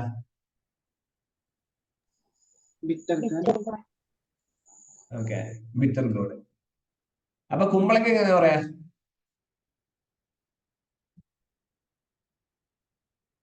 ആര് പറയും? എന്റെ ക്ലാസ്സിൽ ആർക്ക് പറയാൻ പറ്റും കുമ്പളങ്ങയുടെ ഇംഗ്ലീഷ്? Exactly, ash God. എനിക്ക് അറിയില്ലായിരുന്നു ഈ ആഷ് ഗോഡ് എന്ന് പറഞ്ഞത് സാധനം കുമ്പളങ്ങയാണ്. നമ്മള് മറ്റ് സംസ്ഥാനങ്ങളിലൊക്കെ പോകുമ്പോൾ ഈ കുമ്പളങ്ങ ഇരിപ്പുണ്ടോ? നമ്മുടെ ഇവിടെ കുമ്പളങ്ങ പോലെ അല്ല ഇരിക്കുന്നത്. അവിടെ വേറെ ഭയങ്കര വലിയ സൈസിൽ, മത്തക്കട സൈസിലൊക്കെ കുമ്പളങ്ങ കിട്ടും. അതിപ്പോ എനിക്ക് തോന്നുന്നു ഇപ്പൊ കേരളത്തിലും കിട്ടുന്നുണ്ട്. ഓക്കെ, അപ്പോ ഈ സമയത്ത് വലിയ കുമ്പളങ്ങ കിട്ടും. ഇതെന്താ അറിയാൻ ഞാൻ വിഷമിച്ചപ്പോ എന്റെ അടുത്ത് നിന്നൊരു കുട്ടിയാണ് പറഞ്ഞത് it is called as ash gourd. നമ്മൾ യൂഷ്വലി ഉപയോഗിക്കാത്തോണ്ട് ആ വാക്ക് പരിചയം ഉണ്ടാവും. സോ പാവയ്ക്ക, കുക്കുംബർ, പംകിൻ അല്ലെങ്കിൽ ഇങ്ങനെയുള്ള സാധനങ്ങളെല്ലാം ഇടകൃഷികളായിട്ടാണ് ചെയ്യുക, സൈഡ് ക്രോപ്സ്. അപ്പൊ റാബി എന്താണെന്ന് മനസ്സിലായി, ഖാരിഫ് എന്താണെന്ന് മനസ്സിലായി, സായിദ് എന്താണെന്ന് മനസ്സിലായി. അപ്പൊ വേണമെങ്കിൽ ഒരു കാര്യം കൂടെ വേണമെങ്കിൽ ചുമ്മാ അഡീഷണൽ ആയിട്ട് ഓർത്ത് വെക്കാം. ഒത്തിരി വെള്ളമൊക്കെ വേണ്ട കൃഷികൾ ഇതിൽ ഏതാന്ന് ചോദിച്ചു കഴിഞ്ഞാൽ നിങ്ങൾക്കറിയാം ഖാരിഫ് ആയിരിക്കും. ലോട്ട്സ് ഓഫ് വാട്ടർ, വെള്ളം വേണം. ഓക്കെ, എന്നാല് നമുക്ക് റാബിക്ക് വരുമ്പോ എന്താ വെച്ചാൽ റാബിയുടെ സീസൺ നോക്കിയാൽ അത്രയും മഴയുള്ള സമയമല്ല, അപ്പൊ ലെസ് വാട്ടർ ആണ്, ലെസ് വാട്ടർ. ഓക്കെ, സായിദിന് സ്വാഭാവികമായിട്ടും ഒരു വാം ക്ലൈമറ്റ് മതി, ഒത്തിരി വെള്ളമൊന്നും. മത്തങ്ങ നട്ടുപിടിപ്പിക്കുന്ന പറമ്പിൽ നിറയെ വെള്ളം കിടന്നാൽ എന്ത് പറ്റും? അലീന രണ്ടുപേരുണ്ട്. ഓക്കെ, അലീന ആൻഡോ അല്ലാത്ത അലീന. ഒരു പറമ്പിൽ നിറയെ മത്തങ്ങ കൃഷി, അതിൽ വെള്ളം കെട്ടിക്കിടന്നു കുറച്ചു ദിവസം, എന്ത് പറ്റും? ചീഞ്ഞു പോവും. അപ്പൊ വെള്ളം വേണോ മത്തങ്ങ കൃഷിക്ക്? വേണ്ട. ഇടകൃഷി. So kharif, rabi and zaid crops. So I think everyone is clear. അപ്പൊ ഈ കൃഷിക്കാരെന്ന് പറയുന്ന ആൾക്കാർ ഇന്ത്യയെ സംബന്ധിച്ച് വളരെ സിദ്ധാർത്ഥ ചോദിച്ചോടാ, സായിദിന് എത്ര ടൈം വേണം കൃഷി ചെയ്യാനോ? ഈ രണ്ടിന്റെ ഇടയ്ക്ക് നിനക്ക് എത്ര സമയം കിട്ടും? അപ്പൊ ഒരു മത്തങ്ങ നീ വീട്ടില് അതിന്റെ പേരെന്താടാ, തണ്ണിമത്തങ്ങ നട്ടുപിടിപ്പിച്ചിട്ടുണ്ടോ? നീ എന്തെങ്കിലും നട്ടിട്ടുണ്ടോ? കുറച്ച് പയർ നട്ടിട്ടുണ്ട്. പയർ ഇടക്കൃഷിയാ കേട്ടോ, പയർ ഇടയ്ക്കുള്ള കൃഷിയാണ്. അപ്പൊ ഇപ്പൊ നമുക്ക് നമ്മുടെ നാട്ടിലൊക്കെ പണ്ടൊക്കെ പറയാറുണ്ട് തണുത്ത പ്രദേശങ്ങളിലാണ് തണ്ണിമത്തങ്ങ വളരുന്നൊക്കെ. അല്ല, ഇപ്പൊ നമ്മുടെ നാട്ടിലും തണ്ണിമത്തം പിടിക്കുന്നുണ്ട്. നിങ്ങൾ നിങ്ങളുടെ വീട്ടിലോ അല്ലെങ്കിൽ നിങ്ങൾ ടെറസിന്റെ മുകളിലോ ഒക്കെ നടത്താൻ പറ്റും. ആൻഡ് യു വിൽ ഡെഫിനറ്റ്ലി ഇപ്പൊ ഒരു തണ്ണിമത്തം നട്ട് കഴിഞ്ഞാൽ എനിക്ക് തോന്നുന്നത് ഒരു 2 തൊട്ട് 3 മാസത്തിനുള്ളിൽ തന്നെ അത് മൊട്ടിട്ട് ചെറുതായിട്ട് കായ്ക്കും. ഓക്കെ, എന്നിട്ട് ആ കായ്ക്കുന്ന തണ്ണിമത്തന്റെ മുകളിൽ നിങ്ങൾ എന്ത് ചെയ്യണം? ഒരു പ്ലാസ്റ്റിക് കവർ ഇട്ട് കെട്ടിവെക്കണം. അപ്പൊ അത് അതിന്റെ അകത്തിരുന്ന് വലുതായി ഒരു 1 പോയിന്റ് ഓഫ് ടൈമിൽ അത് റൈപ്പ് ആവും നിങ്ങൾ പൊട്ടിച്ച് കഴിക്കാം. സോ തണ്ണിമത്തൻ ഈസ് ഓൾസോ വർക്കിംഗ്. ഞാൻ നട്ടുപിടിപ്പിച്ചിട്ടുണ്ട്, അതുകൊണ്ടാണ് ഇത്രയും വികാരഭരിതനായി പറയുന്നത്. സോ തണ്ണിമത്തൻ വർക്കൗട്ട് ആവും. ഇപ്പൊ തണ്ണിമത്തനും ഇങ്ങനെയുള്ള പംകിൻ, കുക്കുംബറും ഒക്കെ നമ്മുടെ വീടുകളിൽ പണ്ടൊക്കെ ഇതൊക്കെ നോർത്തിലും തമിഴ്നാട്ടിലും ആന്ധ്രയിലൊക്കെ വരുള്ളൂ എന്നാണ് പറയാം. പക്ഷെ കേരളത്തിന്റെ ക്ലൈമറ്റ് ഭയങ്കര അധികം മാറിപ്പോയി. അതുകൊണ്ട് തന്നെ ഇങ്ങനത്തെ കൃഷികൾ ഇപ്പം കേരളത്തിലും വർക്കൗട്ട് ആവുന്നുണ്ട്. അതുകൊണ്ട് 24 മണിക്കൂറും പഠിക്കാതെ ഇടയ്ക്കൊക്കെ പറമ്പിലൊക്കെ ഇറങ്ങി ഒരു വാഴയോ അല്ലെങ്കിൽ ഒരു തെങ്ങോ ഒക്കെ നടുന്നതില് തെറ്റൊന്നുമില്ല കേട്ടോ. എല്ലാവരും അറിയാലോ, കഴിഞ്ഞപ്പോ ഒരു 2 വീക്ക് ബാക്ക് നമ്മൾ അനുഭവിച്ച ചൂട് ഭയങ്കര ഹെവിയാണ്. സോ മിനിമം ഇന്ത്യയില് ഒരു 4.5 അല്ലെങ്കിൽ 10 കോടിക്ക് താഴെ മരങ്ങളുടെ ആവശ്യം ഇപ്പം നിലവിലുണ്ടെന്നാണ് പറയുന്നത്, എൻവയറമെന്റലിസ്റ്റുകൾ പറയുന്നത്. അപ്പൊ നിങ്ങൾ എല്ലാവരും ഈ വർഷം മിനിമം ഒരു 10 മരമെങ്കിലും നിങ്ങളുടെ വീട്ടിലോ പറമ്പിലോ റോഡിലോ എവിടെയെങ്കിലും ഒന്ന് വെച്ച് പിടിപ്പിക്കണം. അത് അത്യാവശ്യമായ കാര്യമാണ്. So that is about the seasons. Seasons ഭയങ്കര രസമുള്ള കാര്യമാണ് പഠിക്കാൻ. Okay, so move on to the next one. ഇതില് MSP എന്നൊരു സാധനം പറഞ്ഞു. അതായത് ഇപ്പൊ നമ്മൾ ഈ കൃഷിക്കാരെ കുറിച്ച് പറഞ്ഞു. ഈ കൃഷിക്കാർക്കെല്ലാം സാമ്പത്തികമായിട്ട് വൻ ലാഭമൊന്നും ഉണ്ടാവില്ല. അപ്പൊ ഈ വെള്ളം ഉദാഹരണം എന്ന് പറഞ്ഞപ്പോ നിങ്ങൾ പത്രത്തിൽ വായിച്ചിട്ടുണ്ടാവും, നമ്മുടെ കേരളത്തില് പെരിയാറില് ഇന്നലെ മിനിങ്ങാന്ന് സംഭവിച്ച കാര്യമാണ്. പെരിയാറില് എന്ത് ചെയ്തു? പെരിയാറില് ചിലവന്മാര് ചില ഫാക്ടറി ഉള്ളവന്മാരെല്ലാം കെമിക്കൽസ് അടങ്ങിയ അവരുടെ വേസ്റ്റ് വാട്ടർ വെള്ളത്തിലേക്ക് തള്ളി. അപ്പൊ ആ വെള്ളത്തിലേക്ക് പോയപ്പോ എന്താ, ഈ പെരിയാറിന്റെ വെള്ളം ഡിപ്പെൻഡ് ചെയ്തിട്ട് കുറെ അധികം ഫാർമേഴ്സ്, കൃഷിക്കാരുണ്ട്. അവര് ഫിഷ് കൃഷി അല്ലെങ്കിൽ മത്സ്യ കൃഷി നടത്തിയിട്ടുണ്ടായിരുന്നു. ആ മത്സ്യങ്ങള് കൂട്ടത്തോട് ചത്തു തൂങ്ങി. അപ്പൊ നമ്മൾ വിചാരിക്കുന്നത് ചെറിയൊരു അല്ല, കോടിക്കണക്കിന് രൂപ മുടക്കി വലിയ വലിയ ബിസിനസ് ചെയ്തിട്ട് ഇതിൽ നിന്ന് കേരളത്തിലുള്ളവർക്ക് നല്ല മീൻ കിട്ടുന്നുള്ള പ്രതീക്ഷയില് ഇവിടെ തന്നെ കൃഷി ചെയ്യാന്ന് വിചാരിച്ചു തുടങ്ങിയ കർഷകരാണ്. ഓക്കെ, അപ്പം അവരുടെ ഇത് ഇല്ലാതാക്കിയിട്ടുണ്ട്. അപ്പൊ അങ്ങനെയൊക്കെ വലിയ നഷ്ടങ്ങൾ വരുമ്പോൾ അവരുടെ കുടുംബം അടക്കം ഇല്ലാതായി പോകും. അപ്പൊ കൃഷിക്കാരെ സംരക്ഷിക്കുക എന്നുള്ളതിന്റെ വലിയ ഉത്തരവാദിത്വം സർക്കാരിനുണ്ട്. അപ്പൊ അങ്ങനെയുള്ള കൃഷിക്കാർക്ക് അവർക്ക് ഒരു ഉദാഹരണം പറഞ്ഞാൽ, ഞാനൊരു മത്തങ്ങ ഉണ്ടാക്കി, തണ്ണിമത്തങ്ങ ഉണ്ടാക്കി. അപ്പൊ തണ്ണിമത്തന് ഒരു മിനിമം വില കിട്ടണ്ടേ? അപ്പൊ തണ്ണിമത്തൻ ഞാൻ ഒരു 10 ഏക്കറിൽ ഒരു 100 കിലോ തണ്ണിമത്തൻ ഉണ്ടാക്കിയിട്ട് ആ 100 കിലോ തണ്ണിമത്തൻ വിറ്റ് കിട്ടുന്ന കാശ് കൊണ്ട് എന്റെ ലോൺ അടയ്ക്കാന്ന് വിചാരിച്ചിരിക്കുക. ഓക്കെ, അപ്പൊ എന്റെ 1 കിലോയ്ക്ക് 10 രൂപ വെച്ച് വിട്ടാൽ അത്രയും ക്യാഷ് എനിക്ക് കിട്ടും. പക്ഷെ സർക്കാർ വന്നിട്ട് പ്രൈവറ്റ് കമ്പനിക്കാർ വന്നിട്ട് പറയാണ്, ഓക്കെ നിന്റെ 100 കിലോ മൊത്തം ഞാനൊരു 200 രൂപയ്ക്ക് വാങ്ങിക്കാം. അപ്പൊ വളരെ ചെറിയ തുച്ഛമായ വില തന്ന് എന്റെ സാധനം വാങ്ങിക്കാൻ ശ്രമിക്കുക. ചില സിറ്റുവേഷനിൽ എനിക്കത് കൊടുക്കാതിരിക്കാൻ പറ്റില്ല. അപ്പൊ ഞാൻ എന്ത് പറ്റും, അങ്ങനെ കർഷകർ കടക്കണിയിലായിരിക്കും. അപ്പൊ അങ്ങനെയുള്ള കർഷകർക്ക് മിനിമം ഒരു പ്രൈസ് ഗവൺമെന്റ് ഫിക്സ് ചെയ്യണം. ആ പ്രൈസിന്റെ താഴെ വില പോയാൽ, ഗ്ലോബൽ മാർക്കറ്റിൽ വില പോയാൽ, ആ സാധനം സർക്കാർ ഈ മിനിമം പ്രൈസിന് വാങ്ങിച്ചോണം. നിയമമാണ്. ഇതിനെയാണ് നമ്മൾ താങ്ങുവില എന്ന് മലയാളത്തിൽ പറയുന്നത്. താങ്ങുവില. ഉദാഹരണം പറഞ്ഞാൽ കോക്കനട്ടിന് താങ്ങുവില 34 രൂപ വിചാരിച്ചു. ഓക്കെ, അപ്പൊ മാർക്കറ്റില് നമ്മൾ തൃശ്ശൂർ പോലത്തെ കേരളത്തിലെ മാർക്കറ്റില് തേങ്ങയുടെ വില 20 രൂപയിലേക്ക് എത്തി. അപ്പൊ കർഷകർക്ക് ബുദ്ധിമുട്ടായി. അപ്പൊ സർക്കാർ എന്ത് പറഞ്ഞിട്ടുണ്ട്, മാർക്കറ്റിൽ എന്ത് വന്നാലും നിന്റെ തേങ്ങ ഞങ്ങൾ 34 രൂപയ്ക്ക് എടുത്തോളാം. ഈ എമൗണ്ടിനെയാണ് നമ്മൾ മിനിമം സപ്പോർട്ട് പ്രൈസ് എന്ന് പറയുന്നത്. അതാണ് MSP. അപ്പൊ ഇവിടെ ഈ ന്യൂസിൽ എന്താ പ്രത്യേകത, ഖാരിഫ് സീസണില് ഇന്ത്യയിലെ യൂണിയൻ ക്യാബിനറ്റ് ചില സാധനങ്ങൾക്ക് മിനിമം സപ്പോർട്ട് പ്രൈസ് കൂട്ടിയിട്ടുണ്ട്, ഹൈക്ക് ചെയ്തിട്ടുണ്ട്. ഇതാണ് ന്യൂസ്.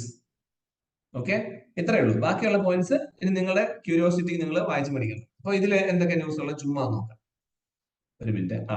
അപ്പൊ ഇവിടെ എന്താണ്, union government cabinet minimum support price for the kharif. അപ്പൊ എത്ര ഖാരിഫ് ക്രോപ്പുകൾക്ക്? 14 ടൈപ്പ് ക്രോപ്പുകൾക്ക്. എവിടെ നിന്ന് തൊട്ട് എവിടം വരെ? 4% തൊട്ട് 8%, 4%-ൽ നിന്ന് 8% വില കയറ്റിയിട്ടുണ്ട്. ഓക്കെ, അപ്പൊ ഈ വില കയറ്റുന്നത് ഏത് സ്ഥാപനമാണ്? സെൻട്രൽ ഗവൺമെന്റ് ആണോ, അതോ സ്റ്റേറ്റ് ഗവൺമെന്റ് ആണോ, അതോ UPSC ആണോ, അല്ലെങ്കിൽ വേറെ ഏതെങ്കിലും മിനിസ്ട്രീസ് ആണോ, മന്ത്രാലയമാണോ? അല്ല, കമ്മീഷൻ ആണ്. എന്തിന്റെ? For agricultural cost and price, CACP. അവരാണ് ചെയ്യുന്നത്. ഇതൊക്കെ എക്സാമിന് ചോദിക്കും. ഓക്കെ, അപ്പൊ അവര് MSP എന്ത് കൊടുത്തു? റെക്കമെൻഡ് ചെയ്തു. അവർ റെക്കമെൻഡ് ചെയ്തു minimum support price for 22 type ക്രോപ്പുകൾക്കും പിന്നെ ഒരു നല്ല വില കൊടുക്കണം, fair and remunerative price FRP for sugarcane. ഇത് അവർ റെക്കമെൻഡ് ചെയ്തു. അപ്പൊ നമ്മളോട് ചോദിക്കും, ഈ CACP ഉണ്ടല്ലോ, അത് ഏത് മിനിസ്ട്രി ആയിട്ടാണ് ബന്ധപ്പെട്ട്? Ministry of agriculture and farmer welfare. അപ്പൊ അങ്ങനെ ഒരു ഡിപ്പാർട്ട്മെന്റ് ഉണ്ടെന്ന് മനസ്സിലായി. ഓക്കെ, പിന്നെ താഴെ തന്നിരിക്കുന്നത് അത് ഏതൊക്കെയാണ് വില കൂട്ടിയ 7 സാധനങ്ങൾ. അത് നിങ്ങൾ നിങ്ങളുടെ സമയം പോലെ വായിച്ചു നോക്കി. ഇതിൽ ചിലപ്പോൾ നിങ്ങൾക്ക് ഡൗട്ട് ഉണ്ടാവും. ഈ ഫോർ എക്സാമ്പിൾ ഇപ്പൊ സോയാബീൻ എന്ന് പറഞ്ഞാൽ എങ്ങനെ ഇരിക്കും? ഗ്രൗണ്ട് ഉണ്ട്. അപ്പൊ നിങ്ങൾ അത് ഗൂഗിൾ അടിച്ച് നോക്കിയാൽ മതി. അപ്പൊ കാണുന്നത് നിങ്ങൾക്ക് മനസ്സിലാവും. ഓക്കെ, അപ്പൊ ഇത്രയും സാധനങ്ങള് ആണ് ഫസ്റ്റ് പോയിന്റ് നമുക്ക് പഠിക്കാനുള്ളത്. What is MSP? What are the main cropping season of this country? What are the items? ഓരോ സീസണിലും നട്ടു വളർത്താൻ ചാൻസ് ഉള്ള ഐറ്റംസ് ഏതൊക്കെ? ശ്യാം കൃഷ്ണ കേൾക്കാൻ പറ്റുന്നുണ്ടോ ഇപ്പോ? കുഴപ്പമില്ല, അത് കട്ടായി പോയിരുന്നു. മീറ്റ് മൊത്തത്തിൽ കട്ടായി പോയിരുന്നു. അപ്പൊ റേഞ്ച് ഇഷ്യൂ ആയിരിക്കും കേട്ടോ. അങ്ങനെ വരുവാണെങ്കിൽ നീ പെട്ടെന്ന് ലോഗിൻ ചെയ്താൽ മതിയേ. ഓക്കെ, അപ്പോ ഖാരിഫ് സീസൺ എന്താണ്? അതിൽ MSP എന്താണ്? MSP എത്ര ക്രോപ്പിന് കൂട്ടിയിട്ടുണ്ട്? എത്ര ശതമാനത്തിന് എത്ര ശതമാനമാണ് കൂട്ടിയത്? MSP ഏത് കമ്മീഷനാണ് ഹാൻഡിൽ ചെയ്യുന്നത്? ആ കമ്മീഷൻ ഏതിന്റെ അടിയിലാണ് വരുന്നത്? എന്താണ് FRP, fair and remunerative price? അത് ഏതിനാണ് കൊടുത്തത്? ഷുഗർ കെയിനാണ്. വേറെ ഒന്നിനും അത് കൊടുത്തിട്ടില്ല. FRP 1 മാത്രം, MSP 22. ഓക്കെ, അപ്പൊ അങ്ങനെ കുറച്ച് കണക്കുകൾ. അപ്പൊ അത് ഏതൊക്കെയാണെന്നുള്ളതാണ്. അപ്പൊ ഇവിടെ mandated crop include 14 kharif crop. അപ്പൊ ഇവിടെ 22 ഞാൻ പറയുന്നുണ്ട്. അതിൽ 14 എണ്ണം ഖാരിഫും ബാക്കിയുള്ളത് 6 എണ്ണം റാബി ക്രോപ്പും 2 എണ്ണം കൊമേഴ്ഷ്യൽ ക്രോപ്പുമാണ്. കൊമേഴ്ഷ്യൽ ക്രോപ്പ് എന്ന് പറഞ്ഞു കഴിഞ്ഞാൽ നാണ്യ വിളകൾ എന്ന് പറയും മലയാളത്തില്. അതായത് നിങ്ങൾ കൊടുത്തു കഴിഞ്ഞാൽ പൈസ കിട്ടണം. ഉദാഹരണം പറയാം, റബ്ബർ എന്ന് പറഞ്ഞാൽ റബ്ബർ മരം കോട്ടയം ജില്ലകളിൽ മാത്രം കാണപ്പെടുന്ന ഒരു പ്രത്യേകതരം മരമാണ് റബ്ബർ മരം. ഈ റബ്ബർ മരത്തിൽ നിന്ന് കിട്ടുന്ന പാല് നമ്മൾ എന്ത് ചെയ്യും? പ്രോസസ് ചെയ്ത് റബ്ബറാക്കും. അങ്ങനെ പ്രോസസ് ചെയ്ത് റബ്ബറാക്കുന്ന മരത്തിന്റെ പാൽ ആരും ചായ ഇട്ട് കുടിക്കാൻ ഉപയോഗിക്കുന്നില്ല. അത് വില കൊടുത്ത് പൈസ കിട്ടാൻ വേണ്ടിയാണ് ഉപയോഗിക്കുന്നത്. അതും കൊമേഴ്ഷ്യലാണ്. അപ്പൊ ഇതില് കൊമേഴ്ഷ്യൽ കാറ്റഗറിയിൽ ഇപ്പൊ ഷുഗർ കെയിന് ഫെയർ ആൻഡ് റെമ്യൂണറേറ്റ് കിട്ടി. അതുപോലെ തന്നെ നമുക്ക് ടുബാക്കോയ്ക്കും അങ്ങനെയുള്ള സാധനങ്ങൾക്കും വേറെ ചില പ്രൈസ് കിട്ടും. അത് ഓർത്തു വെച്ചു. ഇത്രയാണ് എനിക്ക് ഫസ്റ്റ് ടോപ്പിക്കിൽ എക്സ്പ്ലെയിൻ ചെയ്യാനുള്ള പോയിന്റുകൾ. അപ്പൊ അത് നിങ്ങൾക്ക് നന്നായിട്ട് മനസ്സിലായി ഞാൻ വിചാരിക്കും. So those who have any doubts അപ്പൊ തന്നെ ചാറ്റ് ബോക്സിൽ പോസ്റ്റ് ചെയ്തോളൂ. ഇല്ലെങ്കിൽ അൺമ്യൂട്ട് ചെയ്ത് അടുത്ത ടോപ്പിക് പറയുന്നതിന് മുമ്പ് അൺമ്യൂട്ട് ചെയ്ത് എന്നോട് ചോദിക്കാം. ഇത് ക്ലിയർ ആണെന്ന് വിചാരിക്കുന്നു. അടുത്തത് കീർ ഭവാനി ടെമ്പിൾ. ഭവാനി മീൻസ് സലീമാർ പറയുന്നത് ഏതൊരു സിനിമയിൽ ഭവാനി എന്ന് പറയില്ലേ. സോ ഭവാനി ഒരു ലോഡസ് ആണ്, ദൈവം, ദേവി എന്ന് പറയും. സോ ഈ കീർ ഭവാനി ടെമ്പിൾ ഒരു പ്രത്യേകതയുണ്ട്. നമുക്ക് ഈ കാശ്മീർ എന്ന് പറയുന്ന ഒരു സ്റ്റേറ്റ് ഉണ്ടായിരുന്നു. സ്റ്റേറ്റ് ജമ്മു കാശ്മീർ. ഈ ജമ്മു കാശ്മീരിന് നമ്മൾ കഴിഞ്ഞ ദിവസം പറഞ്ഞതാണ് ആർട്ടിക്കിൾ 370 പ്രകാരം സ്പെഷ്യൽ സ്റ്റാറ്റസ് ആണ് ഉണ്ടായിരുന്നത്. And this is A place with majority Muslims ഉണ്ടായിരുന്നു. സ്വാഭാവികമായിട്ടും ആ മുസ്ലിംസിൽ ഒരു ചെറിയ ഗ്രൂപ്പ് ഓഫ് മുസ്ലിംസ് എക്സ്ട്രീമിസ്റ്റുകളായിരുന്നു. ആ എക്സ്ട്രീമിസ്റ്റുകളുടെ അല്ലെങ്കിൽ പാകിസ്ഥാന്റെ തൊട്ടടുത്ത നിയർ ബൈ രാജ്യമായ പാകിസ്ഥാന്റെ ഇൻഫ്ലുവൻസ് കൊണ്ട് ടെററിസം ഭയങ്കരമായിട്ട് ഉണ്ടായിരുന്ന ഒരു സ്ഥലമാണ് ഈ പറഞ്ഞ JK. അങ്ങനെയുള്ള JKയിൽ നിന്ന് മജോറിറ്റി മുസ്ലിംസിനിടയിൽ ഉണ്ടായിരുന്ന മൈനോറിറ്റി ഹിന്ദു കമ്മ്യൂണിറ്റി എന്ന് പറഞ്ഞ കമ്മ്യൂണിറ്റി ഉണ്ടായിരുന്നു. അതിൽ വളരെ പ്രോമിനന്റ് ആയ ഒരു കമ്മ്യൂണിറ്റിയാണ് കാശ്മീരി പണ്ഡിറ്റ്. ഓക്കെ, ഈ കാശ്മീരി പണ്ഡിറ്റിന് സ്വാഭാവികമായിട്ടും ഇങ്ങനെ ഒരു ഇഷ്യൂ വന്നപ്പോ അല്ലെങ്കിൽ പാകിസ്ഥാന്റെ ബോർഡർ ഇൻഫ്ലുവൻസ് ഉണ്ടായതുകൊണ്ട് തന്നെ എക്സ്ട്രീമിസ്റ്റുകളുടെ ഭീഷണി ഉണ്ടായതുകൊണ്ട് അവർക്ക് അവിടെ നിൽക്കാൻ സാധിച്ചില്ല. അപ്പൊ ഈ ആർട്ടിക്കിൾ 370 ഒരു വരവോടുകൂടി ഒട്ടുമിക്ക കാശ്മീരി പണ്ഡിറ്റുകളും ആ സ്റ്റേറ്റിൽ നിന്ന് മറ്റ് സ്ഥലങ്ങളിലേക്ക് കുടിയേറിപ്പോയി. അപ്പൊ അവരുടെ സ്ഥലവും വീടും അവരുടെ എല്ലാ കാര്യങ്ങളും ബാക്കിയുള്ള ആൾക്കാർ കയ്യേറി ഉപയോഗിച്ചു എന്നുള്ളതാണ്. ഇങ്ങനെ ഇരിക്കുമ്പോഴാണ് 2019 നമുക്ക് ഓൾറെഡി നമ്മൾ ഡിസ്കസ് ചെയ്താണെങ്കിലും പറയുവാണ്, 2019 നമ്മൾ ആർട്ടിക്കിൾ 370 എന്ന് പറഞ്ഞ സാധനം എടുത്തു കളയും. അതോടുകൂടി ജമ്മു കാശ്മീർ എന്തായിട്ട് മാറി? ഒരു യൂണിയൻ ടെറിട്ടറി ആയിട്ട് മാറി. ആൻഡ് ഓൾസോ ജമ്മു കാശ്മീരിനൊപ്പം തന്നെ ലഡാക്കും യൂണിയൻ ടെറിട്ടറി ആയിട്ട് നമ്മൾ മാറ്റി. നമ്മൾ കഴിഞ്ഞ ക്ലാസ്സിലൊക്കെ ഡിസ്കസ് ചെയ്തു. അപ്പൊ അങ്ങനെ ഒരു ചേഞ്ച് വന്നപ്പോൾ പണ്ട് അവിടുന്ന് ഓടിപ്പോകേണ്ടി വന്ന ആ ആൾക്കാര് റിട്ടേൺ ആ സംസ്ഥാനങ്ങളിലേക്ക് വരാൻ തുടങ്ങി. അങ്ങനെ ഏകദേശം 1800ഓളം വരുന്ന കാശ്മീരി പണ്ഡിറ്റ് തിരിച്ച് വരികയും അവര് കാശ്മീർ താഴ്വരയിലെ ഇതുണ്ടോ ഗണ്ടർബാൽ ഡിസ്ട്രിക്ട്സ് ഓഫ് ജയന്ത അഷ്ടമി അവിടെ വന്ന് റിട്ടേൺ താമസിക്കുകയും ചെയ്തു. അവരുടെ ആ സ്ഥലത്ത് അവർ ഫോളോ ചെയ്തിരുന്ന അല്ലെങ്കിൽ അവർ നോക്കി നടത്തിയിരുന്ന ഒരു അമ്പലമാണ് കീർ ഭവാനി ടെമ്പിൾ. അത്രയേ ഉള്ളൂ പോയിന്റ്. ഇതാണ് ഇതിന്റെ ഒരു ബാക്ക്ഗ്രൗണ്ട് സ്റ്റോറി എന്ന് പറയുന്നത്. അപ്പൊ എന്താണ് ഈ അമ്പലത്തിന്റെ പ്രത്യേകത എന്ന് വെച്ച് കഴിഞ്ഞാൽ, ഈ കീർ എന്ന വാക്കിന്റെ അർത്ഥം പായസം എന്നാണ് ഹിന്ദിയില്. Kheer that's a famous dialogue used by the Indian army all the time. Okay, പണ്ട് പറയുന്ന ഡയലോഗാണ്, ദോസ്തി മാംഗേംഗെ തോ, ഹിന്ദിയാണ്, തോ ഹം ഖീർ ദേംഗെ. അതായത് ദോസ്തി ചോദിച്ചാൽ, മാംഗെ എന്ന് പറഞ്ഞാൽ നമ്മൾ ചോദിക്കുകയാണെങ്കിൽ ഞങ്ങൾ ഖീർ തരും, പായസം തരും. കാശ്മീർ മാംഗെംഗെ തോ ഹം ഖീർ ദേംഗെ. ഖീർ ദേംഗെ എന്ന് പറഞ്ഞാൽ കീറും അല്ലെങ്കിൽ ഇല്ലാതാക്കി കളയും എന്നൊരു ഡയലോഗ് ഇന്ത്യൻ ആർമിയിലെ പട്ടാളക്കാർ പറയാറുണ്ട്. സോ ദോസ്തി മാംഗെ ഹം ഖീർ ദേംഗെ, കാശ്മീർ മാംഗെംഗെ തോ ഹം ഖീർ ദേംഗെ. So the term is kheer. Kheer means Kheer Bhavani temple. Kheer എന്ന് പറഞ്ഞാൽ പായസം. ഈ അമ്പലത്തിൽ ഒരു വിശേഷാൽ പരിപാടി എന്ന് വെച്ചാൽ വേറെ ഒന്നുമില്ല. ഈ അമ്പലത്തിലുള്ള നമ്മൾ ചെല്ലുവാണെങ്കിൽ അവിടുന്ന് നമ്മൾ എന്ത് ചെയ്യണം? നമ്മളൊരു ചെറിയ കുറച്ച് അരി വാങ്ങിക്കണം. ഓക്കെ, ഈ അരി വാങ്ങിച്ചിട്ട് നമ്മൾ എന്ത് ചെയ്യും? ഈ അരി ഒരു തുണിക്കകത്ത് കെട്ടി, ഓക്കെ, ഈ അമ്പലത്തിന്റെ മുമ്പിൽ കൂടെ കുറച്ച് വെള്ളം ഒഴുകി വരുന്നുണ്ട്. ഈ വെള്ളം എന്ന് പറഞ്ഞു കഴിഞ്ഞാൽ തിളച്ച വെള്ളം വരുന്നത്. അതെന്തുകൊണ്ടാണെന്ന് വെച്ച് കഴിഞ്ഞാൽ നിങ്ങൾക്ക് അറിയാം, കാശ്മീർ സൈഡ് അല്ലെങ്കിൽ ഹിമാലയൻ സൈഡ് എന്ന് പറഞ്ഞു കഴിഞ്ഞാല് അതിന്റെ അടിയിൽ ലാവയൊക്കെ ഉണ്ടാവാൻ വഴിയുണ്ട്. ബിക്കോസ് അതൊരു ടെക്ടോണിക് സോൺ ആണ് എപ്പോഴും, അല്ലെ? ഹിമാലയം എന്നുള്ള സ്ഥലം എപ്പോഴും ഇങ്ങനെ എന്തോ അനക്കമുള്ള സ്ഥലമാണ്. അതിന്റെ അടിയിൽ ലാവ, ഭൂമിക്കടിയിൽ ലാവ പോലെ എപ്പോഴും ഉണ്ടാവും. അതുകൊണ്ട് തന്നെ ആ ലാവയുടെ ചൂട് കാരണം ചൂടുവെള്ളം പല സ്ഥലങ്ങളിലും വരുന്നുണ്ടാവും. എന്നാൽ ഈ കീർ ഭവാനി ടെമ്പിളില് ആൾക്കാർ എന്ത് ചെയ്തെന്ന് വെച്ച് കഴിഞ്ഞാല് ഈ അരി വാങ്ങിച്ച് ഒരു തുണിക്കകത്ത് കെട്ടി ഈ വെള്ളത്തിൽ ഇറക്കി വെക്കും. സ്വാഭാവികമായിട്ടും അരി എന്തായിട്ട് മാറും?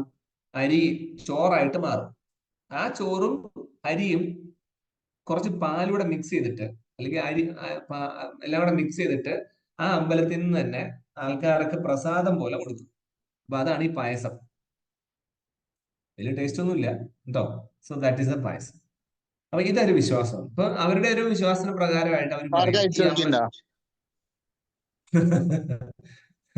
ആരാടാ ചോദിച്ചത്? സിദ്ധാർത്ഥാണ്.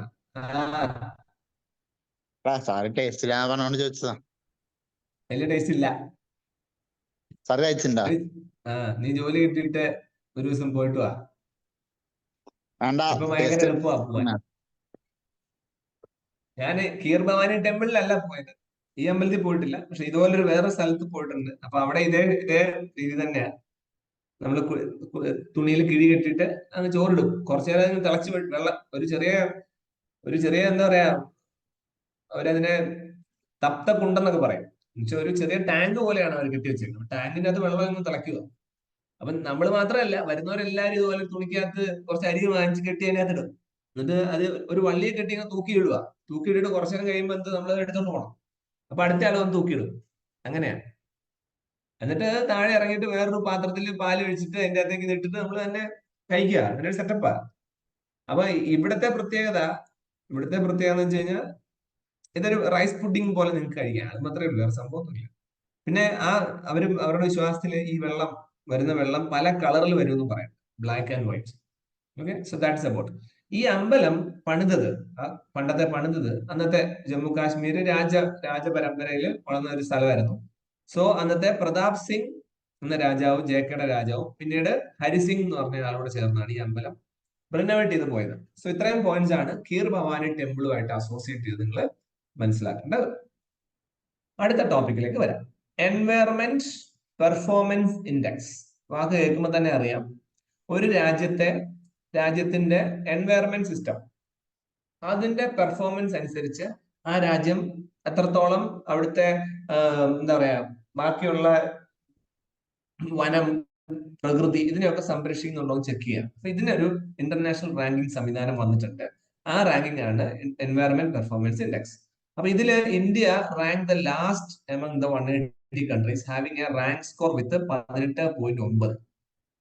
ഓക്കെ, അപ്പം ശരിക്കും പറഞ്ഞു നോക്കിയാൽ പാകിസ്ഥാന്റെയും ബംഗ്ലാദേശിന്റെയും വിയറ്റ്നാമിന്റെയും മ്യാൻമറിന്റെയും ഒക്കെ ശേഷമാണ് നമ്മൾ വന്നിരിക്കുന്നത്. വളരെ പുവർ പെർഫോമൻസ് ആയിട്ടാണ് പറയുക ഇന്ത്യയിലെ എൻവയറമെന്റ് പൊല്യൂഷൻ. അപ്പം എൻവയറമെന്റ് പെർഫോമൻസ് ഇൻഡെക്സ് എന്ന് പറഞ്ഞ ഈ സാധനം എല്ലാ 2 വർഷം കൂടുമ്പോഴുമാണ് പബ്ലിഷ് ചെയ്യുക. അതുകൊണ്ടാണ് ഇതിനെ ബൈനിയൽ ഇൻഡെക്സ് എന്ന് പറയുന്നത്. ഇൻഡെക്സ് എന്നുള്ള വാക്കിന്റെ അർത്ഥം സൂചിക. ബൈനിയൽ എന്ന് പറഞ്ഞാൽ ബൈ എന്ന് പറഞ്ഞാൽ 2, ഇനിയൽ എന്ന് പറഞ്ഞാൽ വർഷം. 2 ഇയറിൽ എല്ലാ 2 വർഷവും വരും. നിങ്ങൾ കേട്ടിട്ടുണ്ടാവും കേരളത്തിൽ ബിനാലെ എന്നൊരു സാധനം ഉണ്ട്. ബിനാലെ, അത് എല്ലാ 2 വർഷം കൂടുമ്പോഴാണ് ബിനാലെ വരിക. ഓക്കെ, അപ്പം അതുപോലെ ഒരു സംഭവമാണ് EPI, that means environment performance index. Okay, അപ്പൊ ഈ എക്സാമിന് കഴിഞ്ഞ തവണ ക്വസ്റ്റ്യൻ പേപ്പർ ചോദ്യം ഇതാണ്: എൻവയറമെന്റ് പെർഫോമൻസ് ഇൻഡെക്സ് പബ്ലിഷ് ചെയ്യുന്നത് ഏത് സ്ഥാപനമാണ്? വേൾഡ് എക്കണോമിക് ഫോറം ആണ്. ഓക്കെ, വേൾഡ് എക്കണോമിക് ഫോറം ആണ് ഉണ്ടാവുക. അപ്പൊ ഇത് ഏറ്റവും ലാസ്റ്റ് ഇന്ത്യ അടക്കമുള്ളതാണെങ്കിൽ ഏറ്റവും ടോപ്പ് 5 രാജ്യങ്ങളുണ്ട്: Denmark, UK, Finland, Malta, Sweden. സ്വാഭാവികമായിട്ടും ഈ ഡെൻമാർക്ക്, UK ഒക്കെ എപ്പോഴും ഇത് ഇങ്ങനെയുള്ള ഇൻഡെക്സിൽ ടോപ്പായിട്ട് വരുള്ളൂ. അത് അവരുടെ കഴിവുകൊണ്ടൊന്നല്ല, നമ്മുടെ കഴിവുകേട് കൊണ്ടും അല്ല നമ്മൾ താഴെ പോയത്. ഒന്നാമത്തെ കാര്യം എന്ന് വെച്ച് കഴിഞ്ഞാൽ ഈ ഡെൻമാർക്കൊക്കെ വളരെ കുറച്ച് ആൾക്കാരെ താമസമുള്ളൂ. പോപ്പുലേഷൻ ഭയങ്കര കുറവാണ്. മാത്രമല്ല വലിയ രാജ്യമാണ്. അപ്പൊ വലിയ രാജ്യവും പോപ്പുലേഷൻ കുറവാണെങ്കിൽ എന്താ ഗുണം? അപ്പൊ അവർക്ക് എൻവയറമെന്റ് ഒക്കെ സംരക്ഷിക്കാനൊക്കെ പറ്റും. നമ്മളെ പോലെ അല്ല. നമ്മളെന്ന് വെച്ച് കഴിഞ്ഞാൽ ഒരു ഭീകര രാജ്യവും 140-150 കോടി ജനങ്ങളുണ്ട്. അപ്പൊ ഈ ജനങ്ങൾക്ക് അത്രയും ജനങ്ങൾ പെറ്റുപെരുകുന്നത് കൊണ്ട് ആ ജനങ്ങൾ ചുറ്റുമുള്ള മരങ്ങളും ഒക്കെ തല്ലി തല്ലി ഒടിക്കുകയും ചവിട്ടി പറിച്ചു കളയും. യൂഷ്വലി അങ്ങനെ ചെയ്തേ പറ്റുള്ളൂ, ജീവിക്കണ്ടേ. അതുകൊണ്ട് എൻവയറമെന്റും മനസമാധാനവും ഒന്നും ഇന്ത്യ പോലുള്ള രാജ്യങ്ങളിലോ ഡെവലപ്മെന്റ് രാജ്യങ്ങളിലോ ഉണ്ടാവില്ല. അതുകൊണ്ട് ഒട്ടുമിക്ക ഇങ്ങനത്തെ പെർഫോമൻസ് ഇൻഡെക്സുകളിലും നമ്മുടെ രാജ്യങ്ങളൊക്കെ എപ്പോഴും താഴെയായിരിക്കും. എന്ന് കരുതി നമ്മുടെ രാജ്യം മോശം രാജ്യമല്ല. ഓക്കെ, കാരണം ഈ ഡെൻമാർക്ക്, UK, ഇപ്പൊ ഞാനൊരു എക്സാമ്പിൾ പറഞ്ഞാൽ നിങ്ങൾക്കറിയാം, റേഷൻ കട വഴി അരി കൊടുക്കുന്നുണ്ട് സർക്കാർ. ശരിക്കും പറഞ്ഞാൽ അത് ലോകത്തിലെ ഏറ്റവും വലിയൊരു പ്രൊജക്റ്റാണ്. ഈ Denmark, UK, Finland, Malta, Sweden ഇത്രയും പേരെയും കൂടെ നമ്മൾ കൂട്ടിയാൽ പോലും നമ്മുടെ ഉത്തർപ്രദേശിന് അത്രേ ജനങ്ങളുണ്ട്. അപ്പം അവർക്ക് ഉത്തർപ്രദേശ് പോലെ ബാക്കി 27 സംസ്ഥാനങ്ങൾക്ക് നമ്മൾ ഫുഡ് കൊടുക്കുന്നുണ്ട് റേഷൻ കട വഴി. അപ്പൊ റേഷൻ കട പെർഫോമൻസ് ഇൻഡെക്സ് നോക്കിയാൽ ലോകത്തിലെ ഏറ്റവും നമ്പർ 1 വരാൻ പോകുന്നത് ഇന്ത്യ ആയിരിക്കും, ഡെൻമാർക്ക് താഴെ ആയിരിക്കും. That's difference. ഇത് ഒരു ഇമ്പോർട്ടന്റ് പോയിന്റ് ആണ്, എൻവയറമെന്റ് പെർഫോമൻസ് ഇൻഡെക്സ്. അടുത്തതാണ് നെക്സ്റ്റ് ജനറേഷൻ കോർവെറ്റ്. ഈ നമ്മുടെ Indian army, Indian navy, Indian air force ഇതിലേക്ക് ഓരോ വെപ്പൺസും റോക്കറ്റും ഒക്കെ പല സന്ദർഭങ്ങളിൽ വാങ്ങിക്കാറുണ്ട്. അതിനുവേണ്ടി ഒരു പ്രത്യേക കൗൺസിൽ ഉണ്ട്, that is defence acquisition council, DAC. Okay, അപ്പൊ ഇവര് അത്യാവശ്യമാണ് എന്ന് പറഞ്ഞ് ലിസ്റ്റ് കൊടുത്താലേ നമ്മൾ സാധനം വാങ്ങിക്കും. അപ്പൊ ഇവര് അത്യാവശ്യമാണെന്ന് പറയുന്നത് എന്താ? Acceptance of necessity, AON report എന്ന് പറയും. അപ്പൊ ഇന്ത്യൻ ആർമിക്കും നേവിക്കും ഒക്കെ നല്ല പെട്ടെന്ന് തന്നെ വെപ്പൺസ് അപ്ഡേറ്റ് ചെയ്തില്ലെങ്കിൽ നമ്മൾ ഔട്ട് ഓഫ് ആയി പോകുന്ന ഒരു കൺസെപ്റ്റ് വന്നു. അതുകൊണ്ട് ഗവൺമെന്റ് ഇന്ത്യക്ക് ഒരു കൺസെപ്റ്റ് കൊണ്ടുവരുന്നുണ്ട്, government initiative for security and growth for all the region, Sagar. Security and growth for all the region ആണ് സാഗർ എന്ന് പറയാം. ഇങ്ങനെ ഒരു കൺസെപ്റ്റ് കൊണ്ടുവന്നു. അപ്പൊ ഈ കൺസെപ്റ്റിന്റെ ഭാഗമായിട്ട് പുതിയ പുതിയ ഷോർട്ട് കപ്പലുകൾ, ഷോർട്ട് ബോട്ടുകൾ, സ്പീഡ് ബോട്ടുകളൊക്കെ വാങ്ങിക്കും. അപ്പൊ കോർവെറ്റ് എന്താണ്? Corvette is the smallest class of naval ഷിപ്പാണ്. സ്പീഡിൽ പോവാം, പെട്ടെന്ന് പോയിട്ട് ആൾക്കാരെ പിടിക്കാനും ഒക്കെ ആയിട്ട് നമുക്ക് ഉപയോഗിക്കാൻ പറ്റുന്ന ചെറിയ മോഡേൺ കോർവെറ്റുകൾ. അപ്പം ഇന്ത്യ എന്ത് ചെയ്തു? ഇന്ത്യ ഇങ്ങനെ കുറച്ച് കോർവെറ്റുകൾ വാങ്ങിച്ചു എന്നുള്ളതാണ് ഇതിലെ ഒരു ഇമ്പോർട്ടന്റ് ന്യൂസ്, വേറൊന്നുമില്ല. So Indian navy at present has a Kamorta class corvette. ഒരു പർട്ടിക്കുലർ ടൈപ്പ് ഓഫ് കോർവെറ്റ് ഉണ്ട് ഓൾറെഡി. ഇതിനെ ഇങ്ങനെയുള്ള കോർവെറ്റിനെ മേടിക്കുന്നതിന് ഇന്ത്യൻ നേവി ഉപയോഗിച്ച ഒരു ടേമാണ് പ്രോജക്ട് 28. നിങ്ങൾ ഗൂഗിൾ അടിച്ച് നോക്കിയാൽ വാട്ട് ഈസ് പ്രോജക്ട് 28, വളരെ ഇമ്പോർട്ടന്റ് ആയ ഏരിയ ആണ്. അപ്പൊ അത് ഇന്ത്യൻ എഞ്ചിനീയേഴ്സ് തന്നെ ഇതുണ്ടാവും. കൊൽക്കട്ടയിൽ തന്നെ ഗാർഡൻ റിച്ച് ഷിപ്പ് ബിൽഡേഴ്സും അങ്ങനെ നമ്മൾ തന്നെ നമ്മുടെ സ്റ്റൈൽ ഉണ്ടാക്കിയെടുക്കുന്ന എല്ലാ ഷിപ്പുകളും ഉണ്ടാക്കിയെടുക്കണം, അല്ലെ കുഞ്ഞു കുഞ്ഞു മെഷീൻസ്, റോക്കറ്റ്, സബ്മറൈൻസ് ഒക്കെ ഉണ്ടാക്കണം എന്നുള്ള തീരുമാനത്തിൽ നമ്മൾ മുന്നോട്ട് കൊണ്ടുവന്ന ഒരു കൺസെപ്റ്റാണ് ഈ പ്രോജക്ട് 28. പക്ഷെ ഇന്ത്യൻ ഗവൺമെന്റ് ഡിലെ കാരണം പ്രോജക്ട് 28 ഒന്നും അത്രയും വർക്ക്ഔട്ട് ആയിട്ടില്ല. സ്വാഭാവികമായിട്ടും നമുക്ക് വേറെ കമ്പനിക്കാരുടെ നിന്ന് മേടിക്കേണ്ടി വന്നു എന്നുള്ളതാണ് ഇപ്പോഴത്തെ ന്യൂസ്. അപ്പം നമ്മൾ മേടിച്ച എത്രണ്ണാണ്? 4 കമോർട്ട ക്ലാസ് കോർവെറ്റ് ആണ് ഇന്ത്യൻ നേവി പ്രോസസ് ചെയ്തത്. അതിന്റെ പേരിട്ടുണ്ട് Kamorta, Kadmatt, Kiltan, Kavaratti. Okay, that's important news. ഇത്രയും മാത്രമേ ഉള്ളൂ. അപ്പം നേവി റിലേറ്റഡ് അല്ലെങ്കിൽ ഡിഫൻസ് റിലേറ്റഡ് ആയിട്ടുള്ള ഒരു ഇമ്പോർട്ടന്റ് ന്യൂസ് ഓർത്തു വെച്ചു. അടുത്തത് ഒരു സയൻസ് ആൻഡ് ടെക്നോളജി ടോപ്പിക്കാണ്. ഓക്കെ, ഒരു ക്യാൻസറിന് നമ്മൾ യൂഷ്വലി ഫോളോ ചെയ്യുന്ന മെത്തേഡിന് പകരമായിട്ട് ഒരു mismatch repair deficiency cancer. Okay, അപ്പൊ നമ്മൾ തന്നെ രോഗിയെ കീമോതെറാപ്പിയോ റേഡിയോ തെറാപ്പിയോ സർജറി ഒന്നും ചെയ്യാതെ ഒരു മരുന്ന് കൊടുത്തിട്ട് 3 മാസം 6 മാസം ട്രീറ്റ്മെന്റ് നോക്കിയിട്ട് പതുക്കെ ഈ റെക്ടീനൽ ക്യാൻസർ കുറഞ്ഞു വരുന്നതായിട്ട് കണ്ടുപിടിച്ചു, അത്രേ ഉള്ളൂ. അപ്പൊ ഈ വലിയൊരു കണ്ടുപിടുത്തമല്ല, എന്നാലും കമ്പാരിറ്റീവ്ലി കുറച്ച് ക്യാൻസർ പോലെ അസുഖത്തിന് നമ്മൾ ഇതുവരെ കാണാത്ത രീതിയിൽ, പെയിൻ ഒന്നും ഇല്ലാത്ത രീതിയിൽ, അല്ലെങ്കിൽ ബുദ്ധിമുട്ടുണ്ടാകാത്ത രീതിയിൽ ഒരു മരുന്ന് കണ്ടുപിടിച്ചു എന്നുള്ളതാണ് ന്യൂസ്. അത് വലിയൊരു ഇമ്പോർട്ടന്റ് വാർത്ത അല്ലാത്തതുകൊണ്ട് ഞാൻ തൽക്കാലം സ്കിപ്പ് ചെയ്യണം. ഇനി നിങ്ങൾക്ക് വേണമെങ്കിൽ വായിക്കാം. അടുത്തത് ഇമ്പോർട്ടന്റ് ആണ്, that is about the repo rate. അപ്പൊ ഇവിടെ നമുക്ക് മനസ്സിലാക്കണം, റിപ്പോ റേറ്റ് എന്ന് പറഞ്ഞു കഴിഞ്ഞാൽ റിസർവ് ബാങ്ക് ഓഫ് ഇന്ത്യ ഇന്ത്യയിലെ വിലക്കയറ്റം കൺട്രോൾ ചെയ്യാൻ, ഇൻഫ്ലേഷൻ കൺട്രോൾ ചെയ്യാൻ, അപ്പ് ആവാം ഡൗൺ ആവാം, യൂസ് ചെയ്യുന്ന ഒരു മെത്തേഡാണ് റിപ്പോ റേറ്റ്. ഓക്കെ, ഈ റിപ്പോ റേറ്റിനെ നമ്മൾ പറയുന്നത്, ശ്രദ്ധിച്ചു കേട്ടോണേ, it's very important one topic I'm discussing. ഇതിനെ പഠിക്കാൻ എളുപ്പത്തിന് ഞാൻ പർച്ചേസ് എഗ്രിമെന്റ് എന്നൊന്ന് വിളിച്ചു. അപ്പൊ റിപ്പോ എന്ന് പറയുമ്പോൾ നിങ്ങൾ ഇങ്ങനെ വിചാരിച്ചു എന്തായെന്ന് പറഞ്ഞാൽ വേറൊന്നുമില്ല. Reserve bank of India, okay, reserve bank of India, state bank of India പോലുള്ള ആൻഡ് അതേഴ്സ്, ആ സ്റ്റേറ്റ് ബാങ്ക് ഓഫ് ഇന്ത്യ പോലെയുള്ള മറ്റ് സ്ഥാപനങ്ങൾക്ക് reserve bank of India, state bank of India പോലുള്ള മറ്റ് സ്ഥാപനങ്ങൾക്ക് എന്ത് കൊടുക്കുവാണ്? ലോൺ കൊടുക്കുവാണ്. ഓക്കെ, അപ്പൊ അത് എന്ത് ലോണാണ് കൊടുക്കുന്നത്? 10 വർഷത്തേക്കോ 100 വർഷത്തേക്കോ ഒന്നുമല്ല, ഷോർട്ട് ടേം ലോൺ കൊടുക്കുവാണ്. ഓക്കെ, ഷോർട്ട് ടേം ലോൺ കൊടുക്കും. അപ്പം ഈ ഷോർട്ട് ടേം ലോൺ എന്ന് പറയുമ്പോൾ സ്വാഭാവികമായി ഞാൻ പറയുന്ന കൺസെപ്റ്റ് ശരിക്കും മനസ്സിലാക്കണം കേട്ടോ, ശ്രദ്ധിക്കണം. അപ്പൊ reserve bank of India state bank of ഇന്ത്യക്ക് ഷോർട്ട് ടേം ലോൺ കൊടുത്തു. അപ്പൊ ഷോർട്ട് ടേം എന്ന് പറഞ്ഞാൽ എന്തായിരിക്കും? ചിലപ്പോ പറയാ 7 ദിവസത്തിനുള്ളിൽ തരണം, അല്ലെങ്കിൽ 14 ദിവസം, അങ്ങനെ എത്ര ദിവസം ഷോർട്ട് ടേം ആണ്. അപ്പൊ അങ്ങനെ ഷോർട്ട് ടേമിൽ ലോൺ കൊടുക്കുമ്പോൾ ഈ ലോൺ എടുക്കുന്ന സമയത്ത് സ്റ്റേറ്റ് ബാങ്ക് ഓഫ് ഇന്ത്യ തിരിച്ചിങ്ങോട്ട് എന്ത് കൊടുക്കണം? തിരിച്ച് ചില സെക്യൂരിറ്റികൾ കൊടുക്കണം, അല്ലെ? നമ്മളിപ്പോ ലോൺ എടുക്കുമ്പോൾ നമ്മുടെ വീടിന്റെ ആധാരം കൊടുക്കണം എന്ന് പറയുന്ന പോലെ സെക്യൂരിറ്റി കൊടുക്കണം. എന്നിട്ടോ ഈ ലോൺ തിരിച്ചു കൊടുക്കുമ്പോൾ ലോണിന് ഇൻട്രസ്റ്റ് കൊടുക്കണം. ഓക്കെ, ശ്രദ്ധിച്ചു കേട്ടോണേ. അപ്പൊ reserve bank of India short term loan state bank of India പോലുള്ള മറ്റ് ബാങ്കുകൾ കൊടുക്കും. ഓക്കെ, ആ ഷോർട്ട് ടേം ലോണിന് എന്ത് മേടിക്കണം? Security reserve bank of India മേടിച്ച് കയ്യിൽ വെക്കും. മാത്രമല്ല ഈ മറ്റ് ബാങ്കുകൾ സ്റ്റേറ്റ് ബാങ്ക് ഓഫ് ഇന്ത്യക്ക് ആ എടുത്ത ലോണിന്റെ പൈസക്ക് തുല്യമായിട്ടുള്ള ഇൻട്രസ്റ്റ് കൊടുക്കണം. ഒരു കാര്യം കൂടെ കൊടുക്കണം, ഒരു എഗ്രിമെന്റ് കൂടെ കൊടുക്കണം. Agreement, that is repurchase agreement. ആ എഗ്രിമെന്റ് പറയുവാണ് I will pay the money in 7 days. അതാണ് എഗ്രിമെന്റ്. അല്ലെ 7 days എത്ര ദിവസമാണോ അത്രേ, ഷോർട്ട് ടൈം അല്ലേ? ഓക്കെ, അപ്പൊ ഇവിടെ റിപ്പോ റേറ്റ് എന്ന് പറഞ്ഞു കഴിഞ്ഞാല് ശ്രദ്ധിച്ചു കേട്ടോണേ. റിപ്പോ റേറ്റ് എന്ന് പറഞ്ഞാൽ reserve bank of India, okay, state bank of ഇന്ത്യക്ക് കൊടുക്കുന്ന ഷോർട്ട് ടേം ലോണുകളുടെ ഇൻട്രസ്റ്റിനെ പറയുന്ന പേരാണ് റിപ്പോ റേറ്റ്. ഇത്രയുള്ള പോയിന്റ്. ഇനി ഞാൻ എക്സാമ്പിളോട് പറയാം, കുറച്ചുകൂടെ നിങ്ങൾക്ക് മനസ്സിലാവും. ഉദാഹരണം പറഞ്ഞാൽ ഞാൻ 1000 കോടി ലോൺ കൊടുക്കാൻ പോയി. അപ്പൊ state bank of India, reserve bank of India 1000 കോടി ലോൺ കൊടുത്തു. ഓക്കെ, അപ്പൊ സ്റ്റേറ്റ് ബാങ്ക് ഓഫ് ഇന്ത്യ 1000 കോടി ലോൺ വാങ്ങിച്ചു. 7 ദിവസം കഴിയുമ്പോൾ തിരിച്ച് ഈ 1000 കോടി ഇങ്ങോട്ട് കൊടുക്കണ്ടേ? 1000 കോടിയുടെ ഒപ്പം തന്നെ എന്തോരം കൊടുക്കണം? 1000 കോടിയുടെ ഒപ്പം തന്നെ അതിന്റെ പലിശ, ഫോർ എക്സാമ്പിൾ ഒരു 100 കോടിയാന്ന് വിചാരിച്ചു, 100 കോടി പലിശ കൊടുക്കും. അപ്പം 1010 കോടി കൊടുക്കേണ്ടി വരും. അപ്പം ഇങ്ങനെ ഒരു കാര്യം, ഇപ്പൊ 1000 കോടി reserve bank of India state bank of ഇന്ത്യക്ക് ലോൺ കൊടുത്താൽ, okay, state bank of India 7 ദിവസം കഴിയുമ്പോൾ 1100 കോടി അല്ലെങ്കിൽ 100 കോടി extra state reserve bank of India കൊടുക്കണം.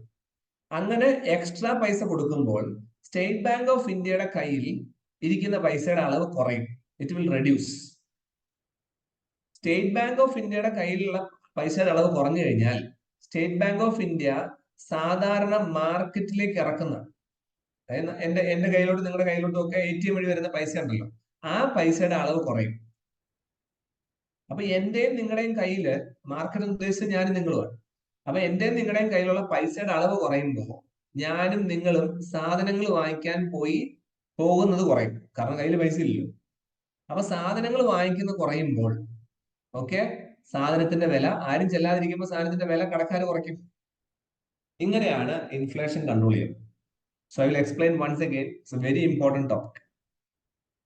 റിപ്പോ റേറ്റ് എന്ന് വെച്ചാൽ സ്റ്റേറ്റ് ബാങ്ക് ഓഫ് ഇന്ത്യക്ക് reserve bank of India loan കൊടുത്തു. ആ കൊടുത്ത ലോണിന് തിരിച്ചടക്കേണ്ട ഇൻട്രസ്റ്റിനെയാണ് റിപ്പോ റേറ്റ് നമ്മൾ പറയാം. അപ്പൊ റിപ്പോ റേറ്റ് ഭയങ്കര കൂടുതലാക്കി വെച്ച് കഴിഞ്ഞാൽ, state bank of India repo rate ഭയങ്കര കൂടുതലാക്കി വെച്ചാൽ കൂടുതൽ പൈസ state bank of India reserve bank of India കൊടുക്കേണ്ടി വരും. അപ്പൊ കൂടുതൽ പൈസ സ്റ്റേറ്റ് ബാങ്ക് ഓഫ് ഇന്ത്യയുടെ നിന്ന് റിസർവ് ബാങ്ക് ഓഫ് ഇന്ത്യയിലേക്ക് പോയാൽ സ്റ്റേറ്റ് ബാങ്ക് ഓഫ് ഇന്ത്യക്ക് സാധാരണക്കാർ കൊടുക്കാൻ പൈസ ഉണ്ടാവില്ല. അപ്പൊ സാധാരണക്കാരുടെ കയ്യിൽ വരുന്ന പൈസയുടെ അളവ് കുറയും. സാധാരണക്കാരുടെ കയ്യിൽ വരുന്ന പൈസയുടെ അളവ് കുറഞ്ഞാൽ സാധാരണക്കാര് സാധനം വാങ്ങിക്കാൻ പോകില്ല കടയിൽ. ആരും കടയിൽ സാധനം വാങ്ങിക്കാൻ വരാതിരിക്കുമ്പോൾ കടക്കാരൻ എന്ത് ചെയ്യും? സാധനത്തിന്റെ വില 1000 രൂപ വെച്ചുകൊണ്ടിരുന്നിട്ട് കാര്യമില്ല, ആരെങ്കിലും മേടിക്കണ്ടേ? അപ്പൊ സാധനത്തിന്റെ വില കുറയും. ഓക്കെ, അപ്പൊ വില കയറി പോകുന്നത് കൺട്രോൾ ചെയ്യാനും വില കുറഞ്ഞു പോകുന്നത് കൺട്രോൾ ചെയ്യാനും റിസർവ് ബാങ്ക് ഓഫ് ഇന്ത്യക്ക് 2 മാസം കൂടുമ്പം ഈ റിപ്പോ റേറ്റ് ചേഞ്ച് ചെയ്താൽ പോരെ. അതാണ് പോയിന്റ്. ഓക്കെ, ഞാൻ ഈ പറഞ്ഞ കൺസെപ്റ്റ് മനസ്സിലാവാത്തവരുണ്ടോ?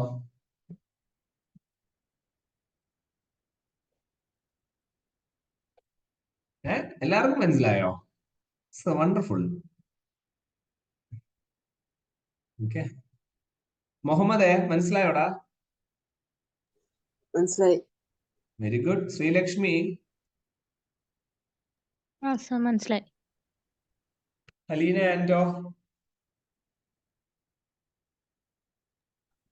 മനസ്സിലായി. അലീന ആൻഡോ, ഇപ്പോ ഇന്ത്യയിൽ സാധനത്തിന് ഭയങ്കര വില കൂടുതലാണ്. ഉദാഹരണം പറഞ്ഞാൽ 1 കിലോ കോഴിക്ക്, ചിക്കൻ 2000 രൂപ വില എന്ന് വിചാരിച്ചോ. ഈ വില കുറയ്ക്കണമെങ്കിൽ റിപ്പോ റേറ്റ് കൂട്ടണോ കുറയ്ക്കണോ? റിപ്പോ റേറ്റ് കൂട്ടണം. റിപ്പോ റേറ്റ് കൂട്ടിയ സ്റ്റേറ്റ് ബാങ്ക് ഓഫ് ഇന്ത്യയുടെ കയ്യിലുള്ള പൈസ കുറയുമ്പോ മാർക്കറ്റിലേക്ക് വരുന്ന പൈസ കുറയും. അപ്പൊ എന്റെയും അലീനയുടെയും പോലുള്ള സാധാരണക്കാരുടെ പൈസ കയ്യിലുണ്ടാവില്ല. അപ്പൊ അലീന കോഴി വാങ്ങിക്കാൻ പോവോ? ഇല്ല. അപ്പൊ കോഴി വാങ്ങിക്കാൻ അലീന ചെന്നില്ലെങ്കിൽ 2000 രൂപയുടെ ബോർഡും വെച്ച് ആരും ഇരുന്നിട്ട് കാര്യമുണ്ടോ? ഇല്ല. അപ്പൊ 2000 രൂപയുടെ വില താന്ന് 2 രൂപ കോഴിക്കാവും. ഓക്കെ, ഇതാണ് അതിന്റെ മെത്തേഡ്. സോ ലോജിക്ക് എല്ലാവർക്കും മനസ്സിലായെന്ന് വിചാരിക്കട്ടെ. ഓക്കെ, അപ്പൊ ഇതിങ്ങനെ ബൈ മന്ത്ലി മാറും എന്നുള്ളതാണ് നമുക്ക് ഈ നോട്ടിൽ ഒരു important points. Okay, so bimonthly review. അപ്പൊ ഇവിടെ എഴുതിയിട്ടുണ്ട് 50 ബേസിസ് പോയിന്റ്. ബേസിസ് പോയിന്റ് ഇവിടെ പറയാനുണ്ട്. അവിടെ പറഞ്ഞ് നമുക്ക് വൈൻഡ് അപ്പ് ചെയ്യാൻ പറ്റും. ബേസിസ് പോയിന്റ് എന്ന് പറഞ്ഞാല് BPP, ബേസിസ് പോയിന്റ് അല്ലെങ്കിൽ ബേസിസ് പോയിന്റ്. ബേസിസ് പോയിന്റ് എന്ന് പറഞ്ഞാൽ വേറെ ഒന്നുമില്ല. ഫോർ എക്സാമ്പിൾ 100 എന്ന് പറയും നമ്മള്. ഓക്കെ, അപ്പൊ 100 എന്ന നമ്പർ 100 ഞാൻ കൂട്ടി എന്ന് പറഞ്ഞു കഴിഞ്ഞാൽ അതിന്റെ അർത്ഥം 1 കൂട്ടി എന്ന് വെച്ചാ പറഞ്ഞുതരാം, ശ്രദ്ധിച്ചു കേട്ടോണേ. ഇപ്പൊ ഞാനിപ്പം ഫോർ എക്സാമ്പിൾ 4% ആണ് റിപ്പോ റേറ്റ് ഇപ്പോൾ ഉള്ളത്. അപ്പം റിസർവ് ബാങ്ക് ഓഫ് ഇന്ത്യ പറയാണ് 4% നിന്ന് ഞാൻ ഈ 4%ന്റെ റേറ്റ് കൂട്ടുവാണ്, 50 ബേസിസ് പോയിന്റ് കൂട്ടി. അപ്പൊ നിങ്ങൾ 50 ബേസിസ് പോയിന്റ് കൂട്ടി എന്ന് പറഞ്ഞാൽ നിങ്ങൾ മനസ്സിലാക്കേണ്ടത് ഈ 50ന്റെ ഇപ്പുറം ഒരു കുത്തിടുക എന്നുള്ളതാണ്. അപ്പൊ അതായത് 50 ബേസിസ് പോയിന്റ് എന്ന് പറഞ്ഞാൽ അതിന്റെ അർത്ഥം എന്താ? 0.50 എന്നാണ് അതിന്റെ അർത്ഥം. അപ്പൊ 4% നിന്ന് 50 ബേസിസ് പോയിന്റ് കൂട്ടി എന്ന് പറഞ്ഞു കഴിഞ്ഞാൽ 4ന്റെ കൂട്ടത്തില് 0.50 കൂട്ടി എന്നാണ്. അപ്പൊ ശരിക്കും പറഞ്ഞാൽ 4.5% ആക്കി എന്ന് പറയുന്നതിനാണ് എക്കണോമിക് ടേംസിൽ നമ്മൾ ഈ 50 ബേസിസ് പോയിന്റ് കൂട്ടി എന്ന് പറയുന്നത്. അപ്പൊ 4.5 ഉണ്ടായിരുന്ന 4% ഇപ്പോ. ഇതിന്റെ കൂട്ടത്തിൽ ഞാൻ ഒരു 100 ബേസിസ് പോയിന്റ് കൂട്ടി എന്ന് പറഞ്ഞു കഴിഞ്ഞാൽ നിങ്ങൾ എന്ത് മനസ്സിലാക്കണം? 1.0 കൂട്ടി എന്ന് മനസ്സിലാക്കണം. അപ്പൊ 4.5 + 1 that is equal to 5.5. Okay, അപ്പൊ 5.5 ആണ് ഇപ്പൊ നിലവിൽ ബേസിസ് പോയിന്റ് എന്ന് വിചാരിക്കുക. ഓക്കെ, അപ്പൊ ഞാൻ ഒരാൾ ചോദ്യം ചോദിക്കാം, അയാൾ പറഞ്ഞാൽ മതി. 5.5 ആണെങ്കിൽ അനീറ്റെ 5.5ന്റെ കൂടെ ഞാനൊരു 25 ബേസിസ് പോയിന്റ് കൂട്ടിയ എത്രയായി? 5.75. Exactly, very good. ഇതാണ് ബേസിസ് പോയിന്റ്. ഓക്കെ, അപ്പൊ അത് ഓർത്ത് വെച്ചു. ക്ലിയർ? അപ്പോ ഒരു മിനിറ്റ്. യെസ്, അപ്പൊ എന്താണ് ബേസിസ് പോയിന്റ്? ഓക്കെ, അപ്പൊ ഇത്തരം കൺസെപ്റ്റ് ആണ് ഈ പാരഗ്രാഫിൽ എഴുതി വെച്ചിരിക്കുന്നത്. നിങ്ങൾ നിങ്ങളുടെ രീതിയിൽ മനസ്സിലാക്കുക. അപ്പൊ ഈ റിപ്പോ റേറ്റ് 5% കൂട്ടി 10% അല്ല ബേസിസ് പോയിന്റ് കൂട്ടി എന്നൊക്കെ പറയുന്ന ആരാ? പറയുന്നതിന് ഒരു കമ്മിറ്റിനെ വെച്ചിട്ടുണ്ട്. ആ കമ്മിറ്റിയാണ് മോണിറ്ററി പോളിസി കമ്മിറ്റി. ഇത് റിസർവ് ബാങ്ക് ഓഫ് ഇന്ത്യയുടെ 1934 ആക്ട് പ്രകാരമാണ് ഇത് വെച്ചിട്ടുള്ളത്. ഓക്കെ, അപ്പൊ ഈ കമ്മിറ്റിക്കകത്ത് 6 മെമ്പേഴ്സ് ഉണ്ട്.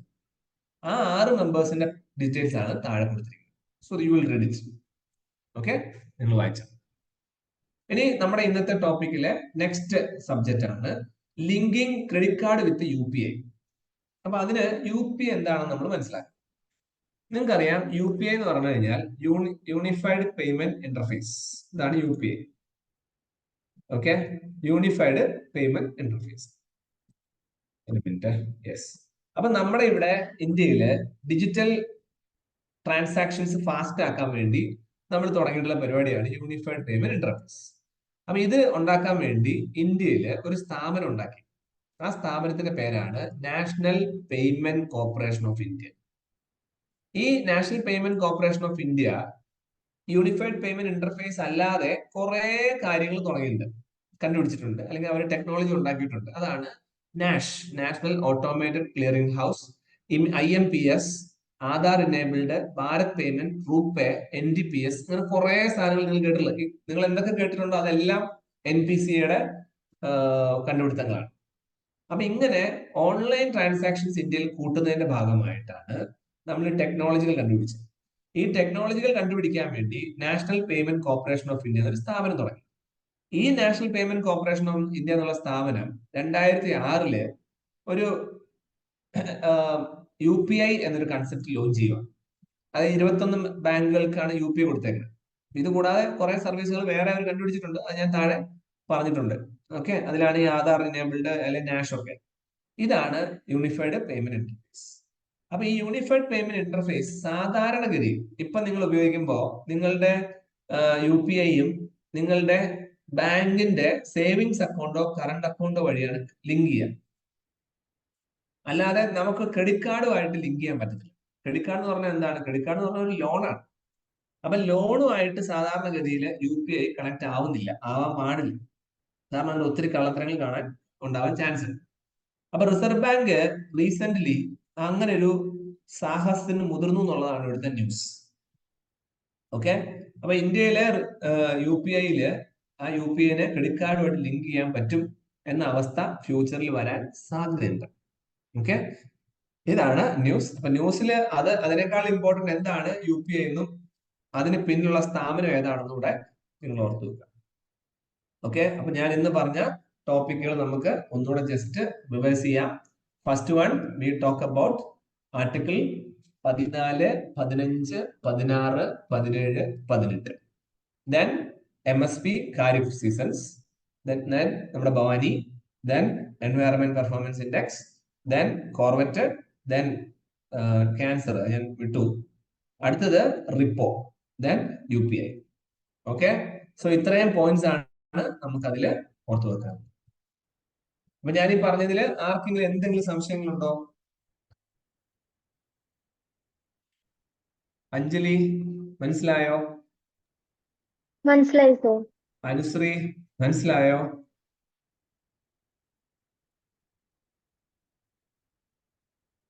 അനുശ്രീ പോയാ? സാറേ ഇതിന്റെ PDF ഗ്രൂപ്പില് വരും. ഇതിന്റെ അനുശ്രീ ഉണ്ടോ ഇവിടെ? കിട്ടിയിട്ടില്ല. നിനക്ക് അയച്ചു തരാൻ പറയാം കേട്ടോ, ഗ്രൂപ്പിലിടാൻ പറയാം. അനുശ്രീ പോയാ? ശ്രീലക്ഷ്മി മനസ്സിലായോ? മനസ്സിലായി.